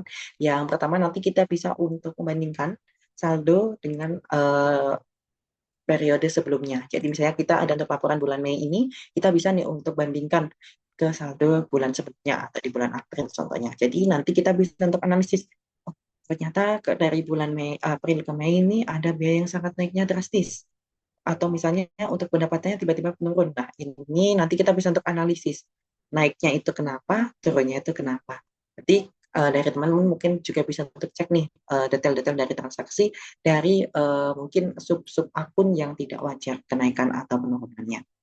Seperti itu. Yang kedua, nanti kita juga bisa untuk rekonsiliasi bank, di mana nanti untuk rekonsiliasi ini adalah untuk proses pencocokan antara transaksi yang sudah kita catatkan, baik di software ataupun di bagian Excel kita ya, terkait dengan jurnal akuntansinya, dengan transaksi yang ada di bank. Sehingga nanti tujuannya tidak akan terlewat untuk transaksinya, apakah ini memang sudah benar terjadi atau mungkin ini salah nih, ada yang belum sempat kita catat atau bahkan belum kita input di keuangannya. Seperti itu. Oke, dan yang ketiga, nanti dari teman-teman juga bisa untuk mencocokkan dengan dokumen pendukung. Makanya kita sangat penting sekali untuk memiliki dokumen pendukung dari setiap transaksi kita. Jadi misalnya kita melakukan penjualan atau melakukan pembelian, ada invoice yang terbit, silakan bisa untuk disimpan, ada nota, misalnya melakukan pembelian, mungkin kita transfer ke antar rekening bank kita sendiri pun juga perlu ada untuk bukti transaksinya. Sehingga nanti bisa untuk kita jadikan untuk dokumen pendukung, misalnya tadi kita akan melakukan pengecekan transaksi, atau tadi terkait dengan rekonsiliasi bank juga. Oke, yang ketiga sangat penting juga untuk kita lakukan stock of name, di mana nanti kalau ada terkait dengan penggunaan dari stok atau produk-produk yang kita gunakan mungkin sebagai komponen HPP atau bisa nanti kita lakukan penjualan, itu nanti perlu untuk kita stock of name. Sehingga nanti dari kita akan melihat nih untuk hasil akhir dari stoknya dan nanti biasanya untuk nilai dari HPP-nya pun nanti juga akan muncul. Sehingga nanti laporan keuangannya itu tidak akan jadi lebih stabil karena untuk HPP-nya sudah terbentuk ataupun nanti untuk biayanya juga sudah terakui. Oke, yang selanjutnya kita bisa untuk melakukan rutin dari penggunaan dari audit internal. Jadi dari perusahaan bisa untuk melakukan audit internal di perusahaan sendiri atau mungkin nanti juga bisa menggunakan jasa dari audit eksternal. Karena dengan kita melakukan audit itu nanti bisa untuk mengurangi dari mungkin kesalahan pencatatan yang kita lakukan, atau mungkin nanti ada untuk fraud, kecurangan dari staf kita yang melakukan pencatatannya, atau mungkin ada untuk kesalahan prosedur akuntansi atau transaksi yang tidak valid, sehingga nanti laporan keuangannya jauh akan lebih benar dan tepat.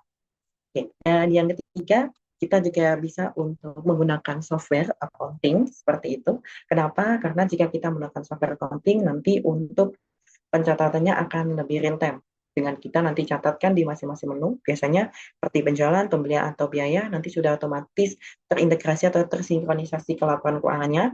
Ada untuk data pendukungnya juga, bisa untuk kita bubuhkan tadi terkait dengan dokumen pendukung saat adanya transaksi, sehingga nanti kita lebih akan mudah kalau misalnya akan melakukan tracking atau akan melakukan pencocokan atau mencari untuk transaksi-transaksinya nanti akan jauh lebih mudah. Seperti itu. Oke. Bisa di next.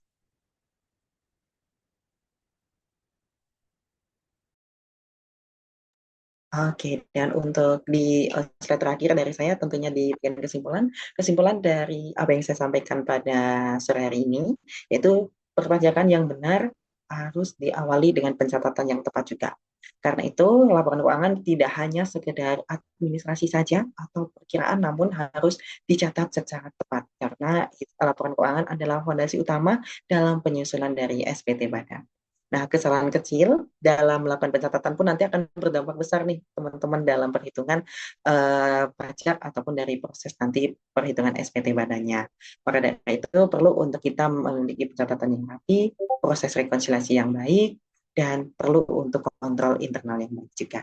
sehingga nanti bisa untuk kita minimalkan untuk resiko kesalahan, menghindari masalah perpajakan, dan nanti bisa untuk digunakan juga sebagai bahan pengambilan keputusan dalam bisnis. Oke, mungkin kalau dari saya kurang lebih materinya seperti itu terkait dengan pencatatan di akuntansinya. Jadi dari teman-teman kalau nanti akan sudah memiliki usaha atau saat ini sudah bekerja di perusahaan sebagai accounting atau finance, jangan lupa saat melakukan pencatatan transaksi untuk di akuntansinya harus dilakukan dengan hati-hati, teliti, dan tepat. Sehingga nanti untuk laporan keuangannya sudah sesuai dengan standar akuntansi, misalnya nanti ada beberapa yang perlu dikoreksi secara fiskal, nanti juga akan lebih mudah, tidak terlalu banyak hal yang perlu dikoreksi. Mungkin kalau dari saya kurang lebih seperti itu. Waktu selanjutnya saya kembalikan kembali ke kamu selaku moderator. Silahkan. Terima kasih Kak Jun. Semoga apa yang disampaikan Kak Jun ini bisa bermanfaat juga ya buat teman-teman semuanya. Dan teman-teman paham kan tadi yang disampaikan dari Kak Sarjuki sama Kak Jun. Karena kalau misalnya agak yang kurang paham, kurang memahami apa yang disampaikan, bisa ditulis pertanyaannya di kolom chat. Dan aku lihat sebenarnya udah banyak sih. Coba sebelum kita next ke sesi Q&A, aku pengen kita foto bareng dulu kali ya. Teman-teman bisa open cam-nya yang bisa kita foto bersama dulu buat ini ya, kenang-kenangan gitu. Oke, aku tunggu ya buat teman-teman yang belum open cam, kita bisa open cam dulu. Oke, aku pengen lihat deh teman-teman ini. Oh, banyak ciwi-ciwi ya, banyak cewek-cewek cantik. Di sini ada Kak Hainan, Kak Mustika, Kak Merta, Kak Nisa, Kak Siti. Oke, oke, mungkin teman-teman bisa menyiapkan pose terbaiknya gitu. Sambil aku kasih aba-aba ya. Oke, bantu ini ya Kak Nawal ya buat capture. Oke, 1, 2, 3, cheese. Oke, once more. Sekali lagi ya teman-teman. Oke, 1, 2, 3, cheese. Oke, terima kasih buat teman-teman semua yang sudah ikut sesi dokumentasi bersama. Selanjutnya ini akan masuk ke sesi yang ditunggu-tunggu, yaitu sesi tanya jawab. Buat teman-teman, sekali lagi aku mau remind, kalau yang ingin bertanya bisa raise hand terlebih dahulu, jangan langsung open cam atau open mic. Lalu setelah saya persilahkan, teman-teman bisa mulai untuk open. Oh, kayak Yu nggak sabar banget ya, saya belum selesai bicara nih Kak, mohon maaf, punten. Saya ngomong dulu ya Kak ya. Oke, saya lanjut. Setelah nanti saya persilakan, bisa sebutkan ya pertanyaannya ini untuk siapa? Apakah ke Kak Sarjuki atau ke Kak Juni? Nah, untuk yang pertama, aku akan buka dari 3 sesi penanya tercepat dulu. Nanti jika masih ada sesi selanjutnya, akan dibuka setelah 3 penanya pertama. Namun, tadi kan sebenarnya sudah ada yang ini ya, yang bertanya ya, aku akan ambil yang dari kolom chat dulu ya, satu penanya paling cepat banget kayak ini. Bahkan Kak Sarjuki belum selesai ngomong aja dia udah ngetik gini, panjang banget. Oke, kayak aku tahu ini pertanyaannya buat Kak Sarjuki karena ini dia bertanya ketika Kak Sarjuki masih opening, bahkan lagi perkenalan. Halo, saya Sarjuki. Nah, dia udah nanya nih, gitu. Oke, jadi aku akan bacain pertanyaannya dari Kak Lulu. Kak Lulu Lutfiah, izin bertanya Kak. Ini jelas buat Kak Sarjuki ya. Jadi Kak Sarjuki mohon punten ya Kak dijawab ya. Gitu. Seringkali ada beban yang secara akuntansi diakui sebagai biaya. Misal sumbangan, entertain, atau biaya representasi tanpa daftar nominatif. Namun secara fiskal tidak boleh dikurangkan dalam praktik. Bagaimana cara paling aman memperlakukan pos-pos abu-abu di laporan ke Punten ini Kak, ini kamu jadinya buat Kak Sarjuki atau Kak Juni ini kalau dibaca kok kayaknya buat Juni, tapi kamu nanyanya waktu masih Kak Sarjuki. Kak, Kak Lulu, halo, Kak Lulu masih standby di sini nggak open deh, coba. Ayo kita klarifikasi dulu deh. Ayo open mic-nya Kak. Yuk, mana nih Kak Lulu nih? Kak Lulu, Kak Lulu kamu jadi mau nanya nggak Kak Lulu? Kalau nggak aku next nih. Kak, Kak, oh Kak nggak bisa open mic. Oke, bentar. Yuk, bantu. Siapa nih? Nawal dibantu yuk, di openin mic-nya si Lulu nih. Ini punten banget nih. Oh, udah. Kak Lulu udah di openin mic-nya. Coba. Bisa nggak? Halo?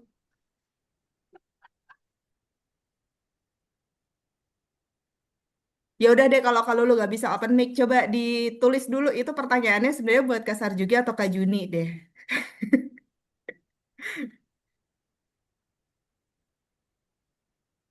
Kak, ini ada yang ngomong tadi kayaknya. Siapa nih? Suara takmu dulu ini. Suara takmu. Kak Lulu, udah ya aku next ya. Punten nih. Oke, lanjut ke pertanyaan kedua aja deh buat dari Kak Masri dulu ya. Kak izin bertanya, untuk grup perusahaan yang memiliki beberapa entitas induk dan anak, seringkali ada perbedaan pengakuan penghasilan atau beban antar entitas karena ada kebijakan akuntansi.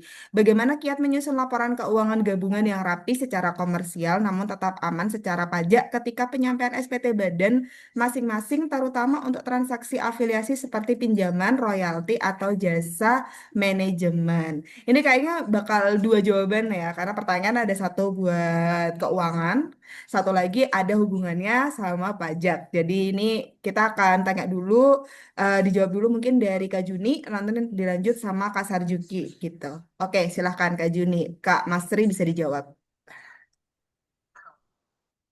Oke, tes sudah masuk suara aku, Kak Muti? Oke, baik. Terkait dengan pertanyaannya tadi, terkait dengan untuk grup perusahaan yang punya beberapa entitas, induk atau anak, yang ada untuk perbedaan pengakuan penghasilan atau bebannya.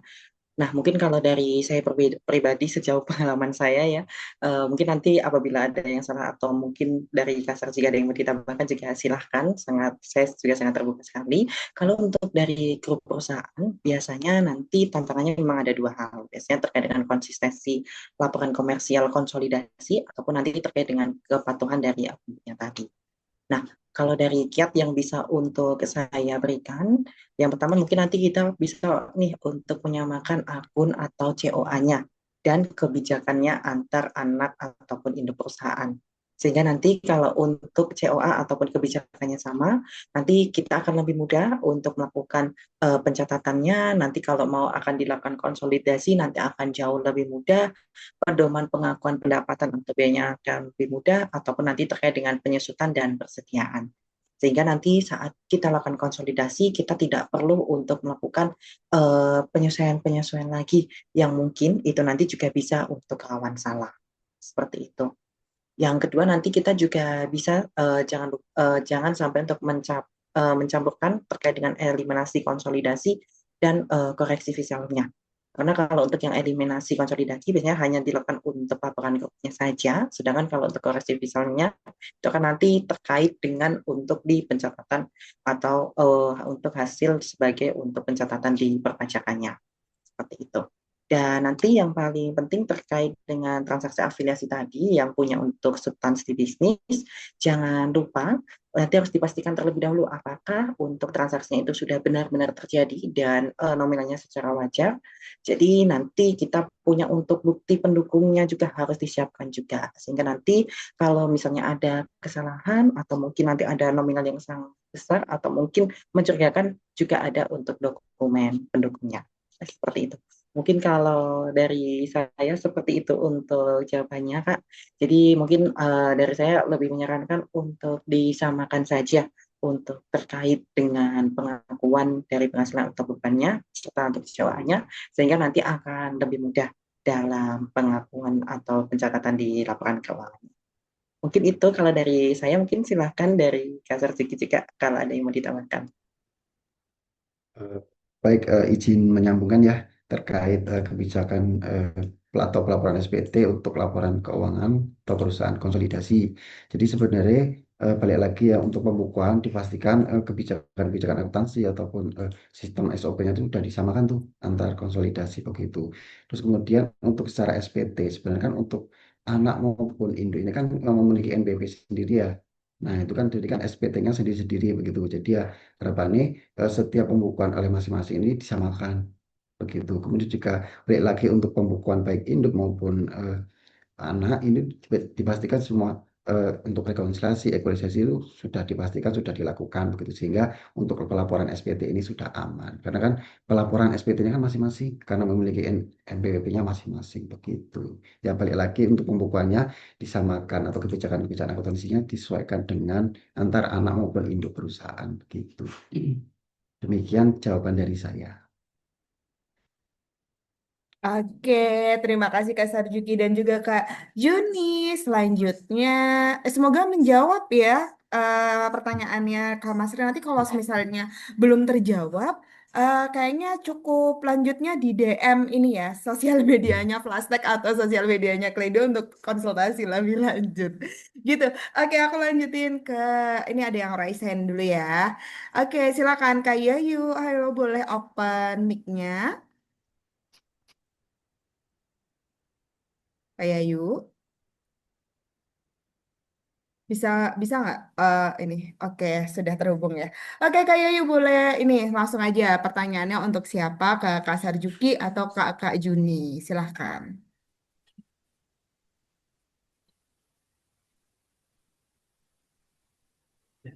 Halo Kak. Kak maaf mungkin agak didekatkan suaranya dengan mikrofon gitu. Kak Yayu, halo. Kak Yayu, maaf suaranya belum terdengar ya Kak ya. Ada, oke. Halo Kak Yayu, sudah bisa connect? Suaranya belum terdengar soalnya.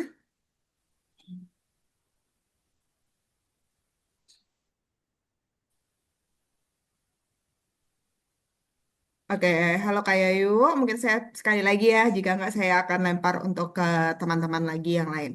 Oke, Kak Yayu bisa suaranya lebih keras atau lebih ini, lebih dekat dengan mikrofon atau dengan HP atau laptop biar terdengar. Oke, suaranya belum terdengar ya Kak Yayu ya. Mungkin kita bisa coba di next sesi agar semua pertanyaan mungkin bisa terjawab ya. Jadi kita bisa lebih rolling gitu. Oke, ada teman-teman yang mau raise hand lagi mungkin. Kalau enggak aku akan membaca nih. Oke. Oke, mungkin belum ada teman-teman yang ingin open mic ya. Jadi aku akan lanjutin mencari pertanyaan dulu.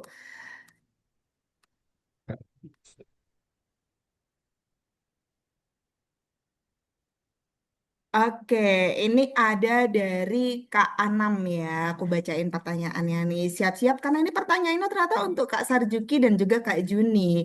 By the way, nama kalian berdua ini agak mirip ya. Saya takut kepleset gitu ketika ngomong. Oke, izin bertanya Kak Juni dan juga atau Kak Sarjuki, tapi karena ini atau aku anggap dua-duanya boleh ya, boleh ya. Kalian kasih pendapat masing-masing ya. Oke, izin bertanya Kak Juni dan juga Kak Sarjuki, bagaimana metode dan pencatatan di Kledo? Lah pun tenak kalau Kledo ke Kak Juni. Oke, nggak apa-apa. Saya lanjut dulu ya. Izin bertanya Kak Juni, bagaimana metode dan pencatatan di Kledo jika suatu perusahaan melakukan kegiatan sosial seperti bagi-bagi sembako, CSR, atau melakukan kegiatan penyembelihan hewan pada Hari Raya Idul Adha? Nah, ini pertanyaan Kak Juni dulu. Lanjut, Kak Sarjuki ya. Dan apakah perlu dilaporkan di Cortex dan apakah dikenakan pajak? Terima kasih. Silakan dijawab. Oh, bener banget nih minggu depan Idul Adha ya. Bisa dijawab ya. Silakan, Kak. Oke, mungkin saya izin dulu ya untuk menjawab dari pertanyaan ke-6. Jadi kalau di Kledo, bagaimana kalau ada perusahaan yang misalnya ada untuk bagi-bagi sembako, CSR, atau terkait dengan kegiatan-kegiatan lainnya. Nah, itu kan dari kita tentunya itu akan kita catat sebagai biaya ya dari K6. Nah, itu nanti tergantung dari pengakuannya K6. Apakah akan digolongkan ke biaya operasional ataukah nanti akan digolongkan ke biaya yang lain-lain seperti itu. Dan untuk di Kledo sendiri nanti juga sudah bisa untuk memilih atau menyesuaikan terkait dengan akun dan COA-nya, bisa nanti diakui sebagai biaya lainnya ataupun nanti dari biaya operasionalnya. Jadi nanti kalau yang biaya operasional akan langsung mengurangi dari laba kotornya. Kalau untuk yang biaya lain-lain biasanya nanti akan mengurangi selain dari penghasilan lainnya terlebih dahulu sebelum dari ke biaya operasional seperti itu. Jadi nanti untuk pencatatannya sudah support untuk di Kledo, bisa untuk diakui tergantung dari usaha kakak mau seperti apa. Namun biasanya ini masuknya ke biaya lain-lain sepertinya. Namun kalau dari kakak mungkin ada yang mau diakui jadi biaya operasional juga sebenarnya juga bisa karena masih sama-sama di komponen biaya juga seperti itu. Mungkin kalau dari saya seperti itu. Mungkin silahkan Kak Sarjitki lanjutannya. Oke, lanjut ke pertanyaannya ya. Terus apakah transaksi tersebut perlu dilaporkan di Kortek? Apakah dikenakan pajak gitu ya? Jadi begini untuk kegiatan-kegiatan yang dilakukan oleh kakak Anam ini kan kegiatan sosial tuh. Nah, jadi itu tetap dicatat secara akuntansi, namun secara pajak itu bukan objek pajak. Jadi tidak dikenakan pajak maupun tidak perlu lapor di Kortek begitu. Jadi tetap dicatat sebagai beban ya, tetapi tidak perlu dilaporkan di Kortek begitu. Karena memang bukan objek pajak. Dan itu Oke, masuk ke koreksi. sudah segitu Kak Sarjuki atau ada tambahan? Cukup Oh dari saya. cukup. Oke, jadi sebenarnya nggak perlu ya, nggak perlu untuk ini dimasukin ke korteks ya. Ya, gitu. Karena kan itu Oh, bukan objek pajak ya, begitu. oke, mungkin semoga menjawab ya tadi Kak siapa ya? Kak Anam, semoga menjawab ya Kak Anam. Tadi kayaknya ada thank you juga buat Kak Sarjuki dan juga Kak Juni tadi sudah menjawab. Tadi kayak ada yang raise hand deh, siapa ya Punten? Kok hilang? Mau raise hand lagi? Oke, Kak Anwar, silakan Kak, bisa open mic-nya Kak. Boleh. Cek, cek. Oke, sudah masuk Kak. Silakan pertanyaannya untuk siapa Kak? Untuk ya, terkait yang final tadi, pajak final. Oke, pertanyaannya untuk Kak Eh, Sarjuki, betul ya Kak Anwar ya? iya, iya. Oke, Betul. silakan. Ini kan terkait pendapatan yang sudah final itu di jadi kan ini apa?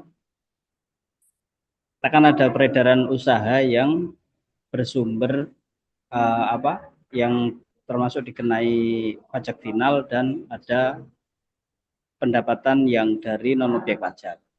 Lah, apakah dari ketiga itu perlu dimasukkan semua apa beban-beban usahanya? Itu kan masing-masing kan dirinci masing-masing dari sumber misalnya yang bukan objek non pajak itu ada belanjanya dan lain-lain. Apakah beban usahanya perlu dicantumkan di laporannya yang di Kortek itu apakah tidak usah gitu. Soalnya kan kalau eh, biasanya kita harus melaporkan keseluruhan peredaran kan. Nah, tapi dari peredaran itu sumbernya ada beberapa termasuk yang yang sudah dikenai PPh final dan bukan objek pajak. Ini mohon maaf ini agak teknis pertanyaannya ya. Tapi mohon masukan dan pencerahannya. Seperti itu mungkin. Terima kasih. Oke, terima kasih Kak Anwar. Mungkin silakan Kak Sarjuki bisa dibantu dijawab ya. Panjang tadi. Ya. Oke, pertanyaan dari Kak Anwar ya mengenai penghasilan dari Kak Anwar kan ada tuh yang sudah dikenakan PPh final maupun ada yang bukan objek pajak begitu ya. Nah, dari sini saya balik lagi apa yang dimaksud dengan bukan objek pajak tersebut? Apakah penghasilan dari di luar usaha atau bagaimana? Mungkin bisa diluluskan sebentar. Oke. Itu dari usaha, cuma sumbernya itu dari hibah luar negeri. Jadi kan ya saya sebut saja ya dari Kementerian Kehutanan itu ada kegiatan penanaman. Penanaman itu sumbernya dari dana luar negeri. Itu kan tidak dikenai PPh 22 kan. Kemudian kita teknis pelaporannya seperti apa? Seperti itu di Korteknya. baik. Jadi untuk usahanya Pak Anwar ini kan ada tuh penghasilan yang dikenakan final maupun ada yang tidak dikenakan final ya. Jadi itu harus diakui secara fiskal. Jadi nanti pas waktu penyusunan laporan keuangan di bagian laba ruginya, Bapak itu ada beberapa kolom ya. Ada yang diakui secara komersil atau secara keseluruhan ya Pak. Nah terus nanti ada di sampingnya nanti ada tuh eh, diakui secara objek final atau yang dikenakan final. Nah, kemudian ada tuh yang diakui secara fiskal atau penghasilan dari luar negeri. Jadi nanti tetap Bapak tetap menulis mana yang pendapatan sebagai final, terus ada yang diakui secara komersil. Nah, nanti Bapak membuat laporan keuangan di laba ruginya, mana yang diakui secara pendapatan final, mana yang diakui secara fiskal begitu. Jadi nanti laporan keuangannya itu memanjang tuh dari secara komersil maupun secara komersil itu secara keseluruhan ya, dari pendapatan final maupun non final ya. Kemudian nanti di sampingnya ada pendapatan dikenakan final, karena kan itu peredaran betulnya saja. Nah, kemudian di sampingnya lagi dikurangi menjadi nilai yang bukan objek pajak. Tuh, jadi nanti secara fiskal ya. Jadi diakui nanti secara fiskal dihitung sesuai dengan induk SPT-nya. Kemudian untuk yang final tadi harus sesuai dengan yang tersetor, sesuai dengan setiap masanya peredaran bruto setiap masanya begitu Pak. Jadi nanti di laporan laba ruginya disesuaikan tuh mana pendapatan final, mana yang diakui secara fiskal gitu. Jadi ada yang diakui secara pajak maupun diakui secara pendapatan final gitu Pak. Jadi biar terlihat tuh mana yang pendapatan kenakan final, mana penghasilan dari luar negeri gitu Pak. Jadi disajikan pas waktu laporan laba rugi gitu. Ada gambaran Pak Anwar? Untuk ininya Pak, untuk beban beban usahanya itu perlu dirinci enggak ya? Untuk yang final dan yang non objek pajak itu yang dari luar negeri. Oke. Nanti kan untuk yang beban untuk memperoleh pendapatan final itu kan nanti dikoreksi ya Pak, tetap dicatat tuh, masing-masing tetap dicatat. Nah tapi dibedakan tuh mana biaya untuk memperoleh pendapatan final, mana yang memperoleh untuk pendapatan finalnya begitu. Nanti untuk yang pendapatan final nanti dikoreksi positif semua, karena kan emang pajak untuk pendapatan final kan dari peredaran betul saja ya 0,5 begitu. Sedangkan untuk memperoleh dari yang non final ini ya dikeluarkan untuk memperoleh pendapatan final itu terus dikalikan dengan tarifnya begitu Pak. Jadi dikeluarkan masing-masing sesuai dengan perolehan pendapatannya begitu Pak.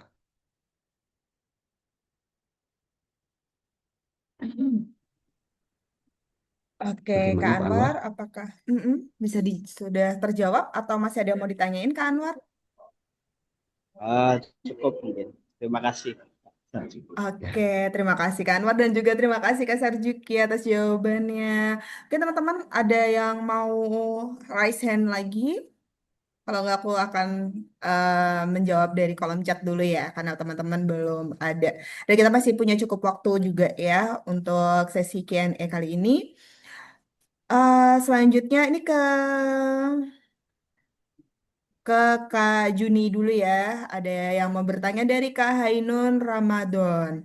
Izin bertanya Kak Juni, di Kledo apa sudah bisa masukkan advance apabila perusahaan membeli produk dari luar atau import? Kalau belum, bisa pencatatan di Kledo di Kledonya bagaimana ya Kak? Kalau begitu, silahkan Kak Juni.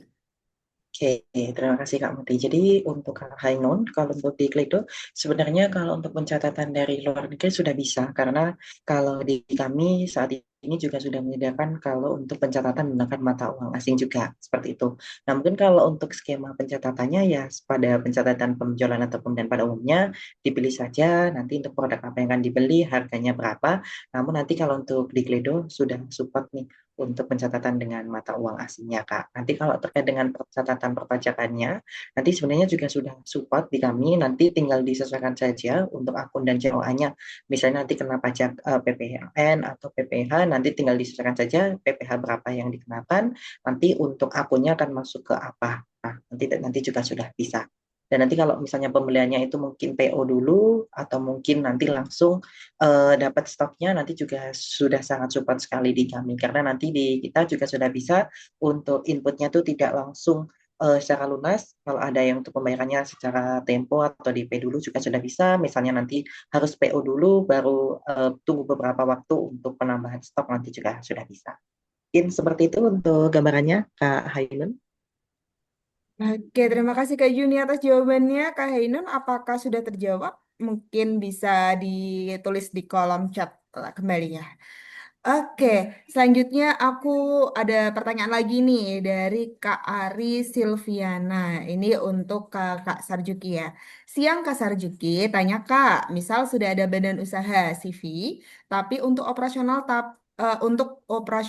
tapi hari pengeluaran pakai rekening pribadi karena lebih mudah pakai mobile banking. Jadi dari CV uang ditransfer ke rekening pribadi lalu dipakai untuk operasional usaha. Seperti itu menurut aturan pajak bisa atau aman dilakukan kah, Kak? Gitu. Silakan, Kak. Silakan, Kak Sarjuki. Jadi kan untuk proses transaksinya kan ada campur tangan tuh sama ownernya ya. Nah, mungkin itu bisa dicatat sebagai hutang direksi ya. Jadi, ketika ada transaksi yang eh, menggunakan uang atau dari ownernya, mungkin nanti bisa dicatat tuh setiap transaksi yang digunakan dicatat sebagai hutang direksi. Nah, nanti waktu sudah selesai nanti bisa dikembalikan tuh kepada ownernya. Jadi nanti dicatat sebagai hutang direksi, kemudian jika sudah selesai nanti bisa dibalikan begitu. Jadi dianggap sebagai hutang direksi dan itu secara perpajakan aman begitu. Selama transaksi itu benar-benar dikembalikan atas dana-dana yang digunakan oleh owner begitu. Jadi bisa dicatat sebagai hutang direksi atau hutang owner ya, hutang pemegang saham gitu. Itu dari saya. Oke. Oke, terima kasih Kak Sarjuki. Gimana Kak Ari Silviana? Apakah sudah terjawab? Oke, kalau belum nanti mungkin bisa ditaruh di kolom chat ya. Oh nih ada jawaban lagi Oh nih. ya, Maksudnya dikembalikan itu gimana Kak Sarjuki? Gitu. oke Mungkin bisa dijawab kembali katakanlah. Kak. Oke, mungkin pas per 1 Januari itu mungkin ada pembelian bahan ya, dan itu menggunakan pakai owner tuh, katakanlah 1 juta. Mereka mencatatkan hutang direksi itu terhadap bahan gitu ya. Nah nanti pas pada saat waktu pengembalian, jadi kan ada kewajiban tuh CV mengembalikan karena kan sebelumnya kan pakai utangnya owner, nanti dibalik jadi hutang direksi atau hutang pemegang saham terhadap kas gitu. Jadi kita kan awalnya kan ngutang dulu ya, utang ke owner ya. Nah, kalau sudah selesai dan itu wajib dikembalikan tuh. Jadi kita kembalikan ke uangnya ke owner. Karena kan pertama kan pas waktu transaksi kita minjem uang 1 juta. Nah, kita punya kewajiban tuh 1 juta kepada owner. Nah, itu nanti dikembalikan lagi ke owner gitu. Jadi nanti tidak ada eh, campur tangan tuh, campur duit antara uang perusahaan maupun uang dari pribadinya owner gitu. Jadi bisa dikembalikan karena pas waktu awal kita punya utang karena kita pakai uangnya owner tersebut 1 juta. Nah, jika sudah selesai nanti kita bisa kembalikan tuh kalau emang sudah mampu untuk mengembalikan gitu. Jadi dibalik karena kita waktu utang kita juga ada kewajiban mengembalikan begitu. Begitu. Itu mungkin Ibu Ari. Oke, terima kasih Kak Sarjuki ya. Selanjutnya aku ada nih, ini kayak nggak ada yang mau open mic lagi ya. Oke, aku lanjutin dari yang kolom chat dulu. Di sini ada dua pertanyaan, satu. Oh ada nih, oke, sebentar, yang kolom chat. Ada dari Kak Leila Fortuna. Oke, boleh silahkan Kak Leila bisa open mic-nya dan juga disampaikan pertanyaannya untuk ke Kak Sarjuki atau Kak Juni gitu ya. Silakan Kak. Oke, terima kasih waktunya. Em, sudah kedengeran ya suaranya ya? Sudah, Kak. Oke. Saya ini mau bertanya mengenai restitusi. Jadi kalau saya ini mau pilih CV badan usaha yang dikenakan PPh final UMKM, jadi 100%. Nah, eh, karena lawan transaksi saya ada beberapa yang memotongkan PP23 dan yang lain-lain, otomatis pada saat pelaporan SPT, saya jatuhnya lebih bayar, lebih bayar pajak itu. Nah, cuma dalam hal ini kan kalau lebih bayar pajak itu seharusnya saya eh, mengajukan restitusi. Nih. Cuma tadi itu saya konsultasi, saya datang ke KPP, saya bertanya dengan AR-nya, masukannya adalah pada saat ini, kondisi seperti ini, semua pengajuan restitusi itu di hold. Jadi, kalau memang misalnya dari CV atau dari badan di SPT tetap mau menulis lebih bayar pajak dan mengajukan restitusi, pasti akan diperiksa, pasti akan ada pemeriksaan pajak gitu. Jadi sarannya adalah dinihilkan dulu, kemudian di akhir tahun atau di awal tahun depan baru dibuat pembetulan dan pengajuan restitusi itu. Kalau dari Mas Arjiki mungkin yang lebih mengerti mengenai peraturan perpajakan, ini seperti apa ya dengan masukannya yang seperti itu? Kemudian dari sisi perpajakannya itu paling lambat waktu saya untuk mengajukan restitusi pajak itu kapan? Apa yang penting sebelum SPT tahun berikutnya atau gimana?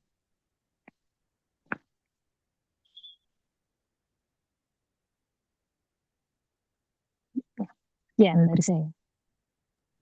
Oke, terima kasih Kak Leila. Mungkin bisa lanjut dijawab. Silakan Kak Sarjuki. Mengenai restitusi ya, kebetulan ini kan juga negara lagi gonjang-ganjing untuk efisiensi.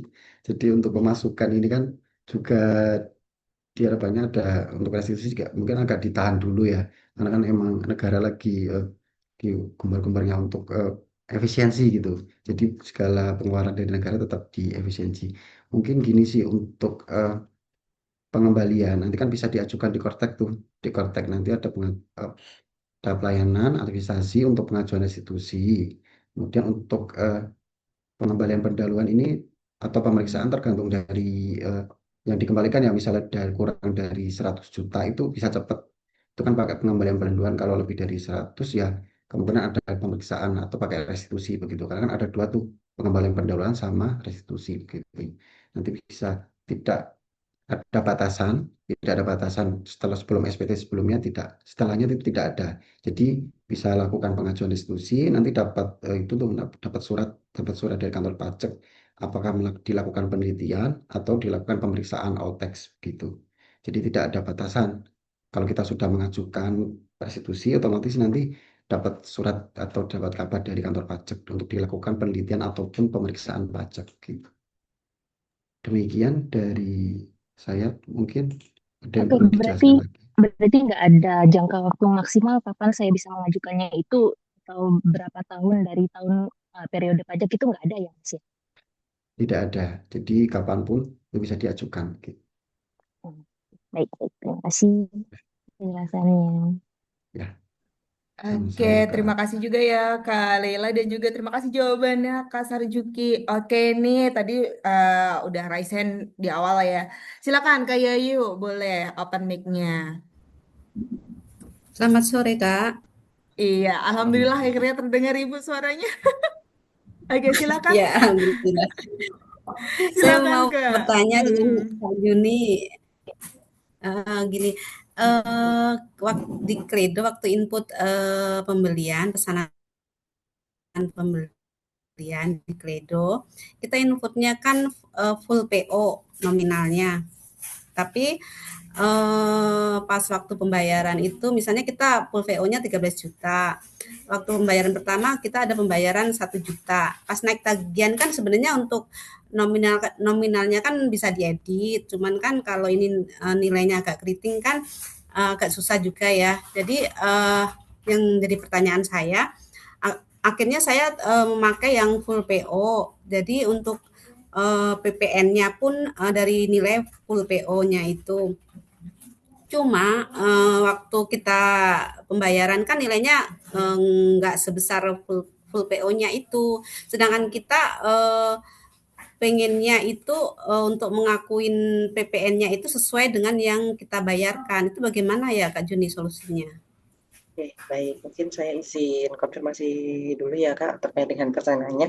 Berarti tadi dari Ibu itu misalnya catat untuk PO-nya secara full, sudah ada Iya, pajaknya. Seperti itu betul ya? iya, Kemudian saat PO ada untuk pembayaran cicilan atau DP. Seperti itu iya, betul? Oke, jadi betul. kalau mau input di Kledo, nanti kalau misalnya sudah diinputkan di PO atau di menu pemesanan, pesanan pembelian betul, misalnya ada 12 juta plus TPN, nanti kan berarti kurang lebih 1.200.000-an ya, itu kan nanti Iya, jadi 13 juta sekian. Nah, itu nanti sebenarnya kalau misalnya Ibu catat di situ DP-nya, contohnya 3 juta, itu nanti kalau Ibu naikkan ke tagihan sudah otomatis berkurang Bu untuk sisanya. Jadi nanti untuk nominal tagihannya hanya sisa di 10.300.000 dan itu sudah include semuanya, bukan hanya tagihan yang non pajak namun sudah ditambahkan dengan pajaknya. Jadi nanti kalau Ibu Yayu mau melakukan pencatatan pembayaran selanjutnya yang pelunasannya nanti tinggal dari menu tagihan saja.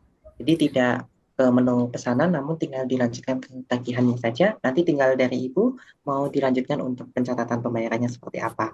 Karena nanti kalau sudah dicatatkan ketagihan, walaupun dari biaya tersebut belum lunas ya, belum jelas untuk pembayaran, sebenarnya sudah terakui untuk baik terkait dengan persediaannya ataupun terkait dengan hutangnya Ibu, serta nanti dengan perpajakannya juga. Waktu pas pembayaran 3 juta tadi PPN-nya udah dari yang 3 juta atau dari yang full PO, Kak? Oke, kalau untuk tadi Ibu masih catatnya di menu pemesanan, itu nanti tidak akan terbentuk untuk jurnal. Jadi jurnal itu tidak akan PPN-nya. terinput. Betul, jadi jurnal itu baru akan terbentuk kalau dari Ibu sudah catatkan ke menu tagihan. Kalau Ibu sudah misalnya membayar lunas pun saat catat di menu pemesanan, itu nanti tetap tidak akan terbentuk di jurnal. Karena kalau di kami, jurnal itu baru akan terbentuk saat sudah diinput ke menu pembelian, ke menu tagihan. Jika saya naikkan tagihannya full, tapi pembayaran 3 jutanya itu sebagai cicilan gitu bagaimana itu? Oke, kalau Untuk misalnya PPN-nya. kalau sudah dinaikkan ke tagihan, itu nanti PPN-nya akan tetap terakui secara full dari total tagihannya yang 12 juta tadi. Belum bisa kalau hanya untuk diakui, misalnya Ibu bayarnya 3 juta, berarti akan di persentase. Misalnya mungkin PPN-nya hanya kena di 200.000. Nah, itu nanti belum bisa. Jadi tetap kalau sudah dilanjutkan ke tagihan itu, PPN yang tercatat adalah PPN dari semuanya. Untuk naikkan tagihan 3 juta caranya gimana itu, Kak? Oke, untuk tadi kan dari Ibu sudah melakukan pencatatan ya di pemesanannya, kemudian di pemesanan kan sudah bayar ya 3 juta rupiah ya? Oke, kalau sudah bayar 3 juta rupiah nanti Ibu tinggal dari menu pemesanannya itu tadi nanti dilanjutkan saja. Nanti biasanya ada diklik dari tombol nomor pemesanannya, nanti ada untuk tombol aksi dilanjutkan untuk buat tagihan pembelian. Seperti itu. Itu untuk mengakui penambahan dari stoknya, pengakuan dari jurnal akuntansinya juga. Seperti Oke. itu. Nanti saya coba. Satu lagi Kak Juni, untuk misalnya untuk yang PPh 23 terkena PPh 23 untuk pembeliannya. Ternyata pas waktu saya naik tagihan PPh 23-nya kan udah saya akuin, tapi ternyata pembayarannya mundur gitu. Itu bagaimana itu, Kak? Oke, untuk terkait dengan pembayaran di PPh-nya atau terkait dengan pembayaran ke vendornya. Jadi pas misalnya di bulan Mei ini saya udah naik ketagihan untuk PPh 23-nya udah diakui ya. Tapi ternyata pembayarannya di bulan Agustus gitu misalnya. Itu bagaimana untuk pengakuan PPh 23-nya? Kan Bupotnya kan dibuat nanti setelah ada pembayaran gitu di Agustus gitu. Oke, baik. Kalau untuk di Kledo itu kan sebenarnya hanya terkait dengan pencatatan akuntansinya saja ya, Ibu. Jadi nanti kalau dari kami untuk terkait dengan hal itu mungkin nanti bisa untuk Kasar Juki yang bisa membantu untuk pembahasannya. Namun kalau dari Kledo saya bahas terkait dengan bagaimana pencatatannya, itu nanti kita akan diakui kalau memang sudah ditagihkan di bulan tersebut, berarti nanti kalau dari Kledo akan membacanya dari PPh-nya sudah diakui di bulan Mei ini, contohnya kalau sudah dinaikkan di bulan Mei ini. Seperti itu. Kalau dari Kledo bahannya seperti itu. Jadi kalau di Kledo, kalau misalnya sudah dilanjutkan ke menu tagihan, itu nanti akan dibacanya transaksi itu akan terjadi di bulan tersebut. Seperti itu. Jadi di Kledo untuk PPh 23 yang kasus ini nggak matching ya dengan yang di itunya nanti ya di pajaknya ya, Kak ya. Betul. Bisa untuk menjadi seperti itu juga. Kalau tadi misalnya mau ditagihkan di bulan ini, namun nanti baru pembayarannya di bulan depan. Seperti itu.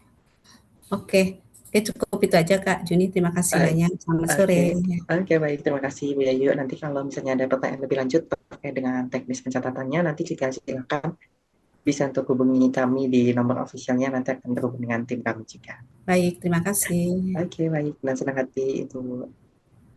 Oke, terima kasih Kak Yayu dan juga Kak Ijuni. Oke, kayak waktu sudah mulai agak menipis ya. Kayak aku open 1 sampai 2 pertanyaan lagi, tergantung nanti jawabannya sepanjang apa gitu. Ini ada dari Kak Ayu nih. Ini jelas ya perpajakan jadi kasar Sarjuki ya gitu. Oke, silakan ya. Saya bacakan dulu. Halo Kak, mau tanya mengenai perpajakan. Jika ada seorang karyawan yang bekerja di 2 perusahaan, saya sebagai pemberi kerja di perusahaan B, itu bagaimana cara pelaporan PPh satu si karyawan tersebut ya Kak? Di perusahaan A, si karyawan tersebut sudah menggunakan tarif PTKP gitu. Silakan Kak Sarjuki.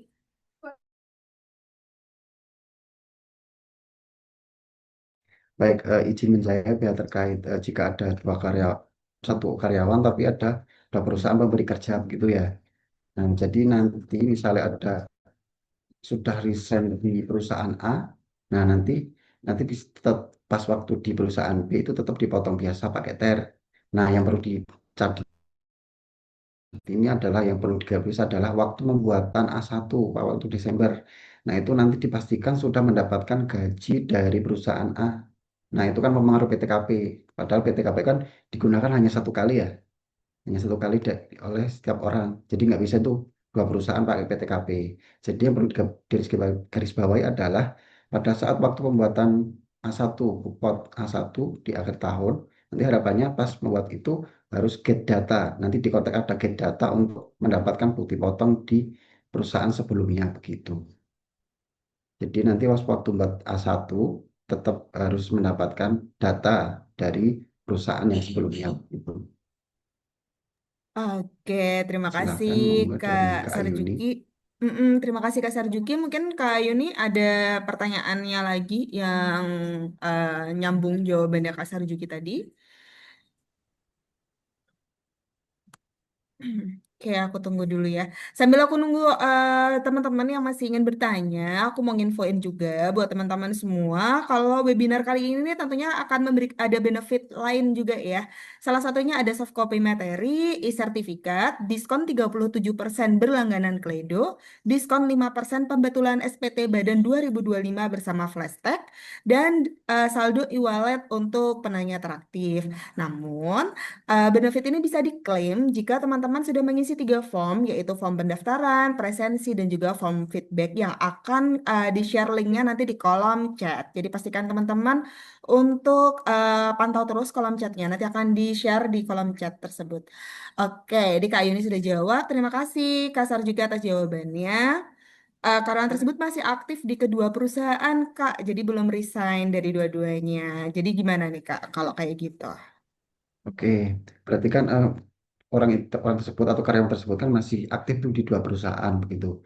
Jadi kan tetap tiap bulannya itu tetap dipotong berdasarkan ternya ya, tarif ternya, tarif efektif rasio. Tapi untuk PTKP ini kan nanti di akhir tahun. Nah, nanti bisa dibicarakan dengan perusahaan sebelumnya untuk pembuatan PPA 1 ini mau di perusahaan 1 atau perusahaan 2 begitu. Nah, nanti kan karena kan PTKP itu hanya digunakan 1 kali begitu, tidak bisa di 2 perusahaan. Jadi tetap dipotong biasa sesuai dengan TER setiap bulannya karena masih aktif ya. Nah, nanti pas akhir tahun tuh baru perlu digarisbawahi mau buat pot itu di perusahaan 1 atau perusahaan 2 gitu. Itu dari saya Kak Ayuni. Oke, gimana Kak Ayu ini? Apakah sudah terjawab untuk pertanyaannya? Semoga terjawab ya, sudah lebih detail soalnya. Oke, mengingat waktu juga sudah menunjukkan pukul segini, hampir pukul 16 juga ya, sudah hampir pukul 4 sore. Jangan lupa ya tadi, seperti yang sudah saya infokan sebelumnya, teman-teman bisa mengklaimkan benefit jika sudah mengisi 3 formulir ya, yaitu ada form pendaftaran, presensi, dan juga feedback.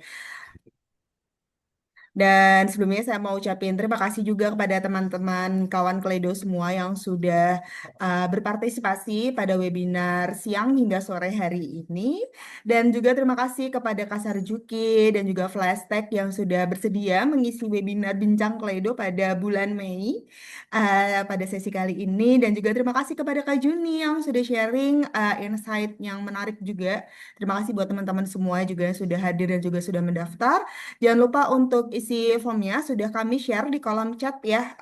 Dan ini penting banget karena bisa untuk klaim benefit teman-teman dan agar benefitnya juga segera bisa diproses.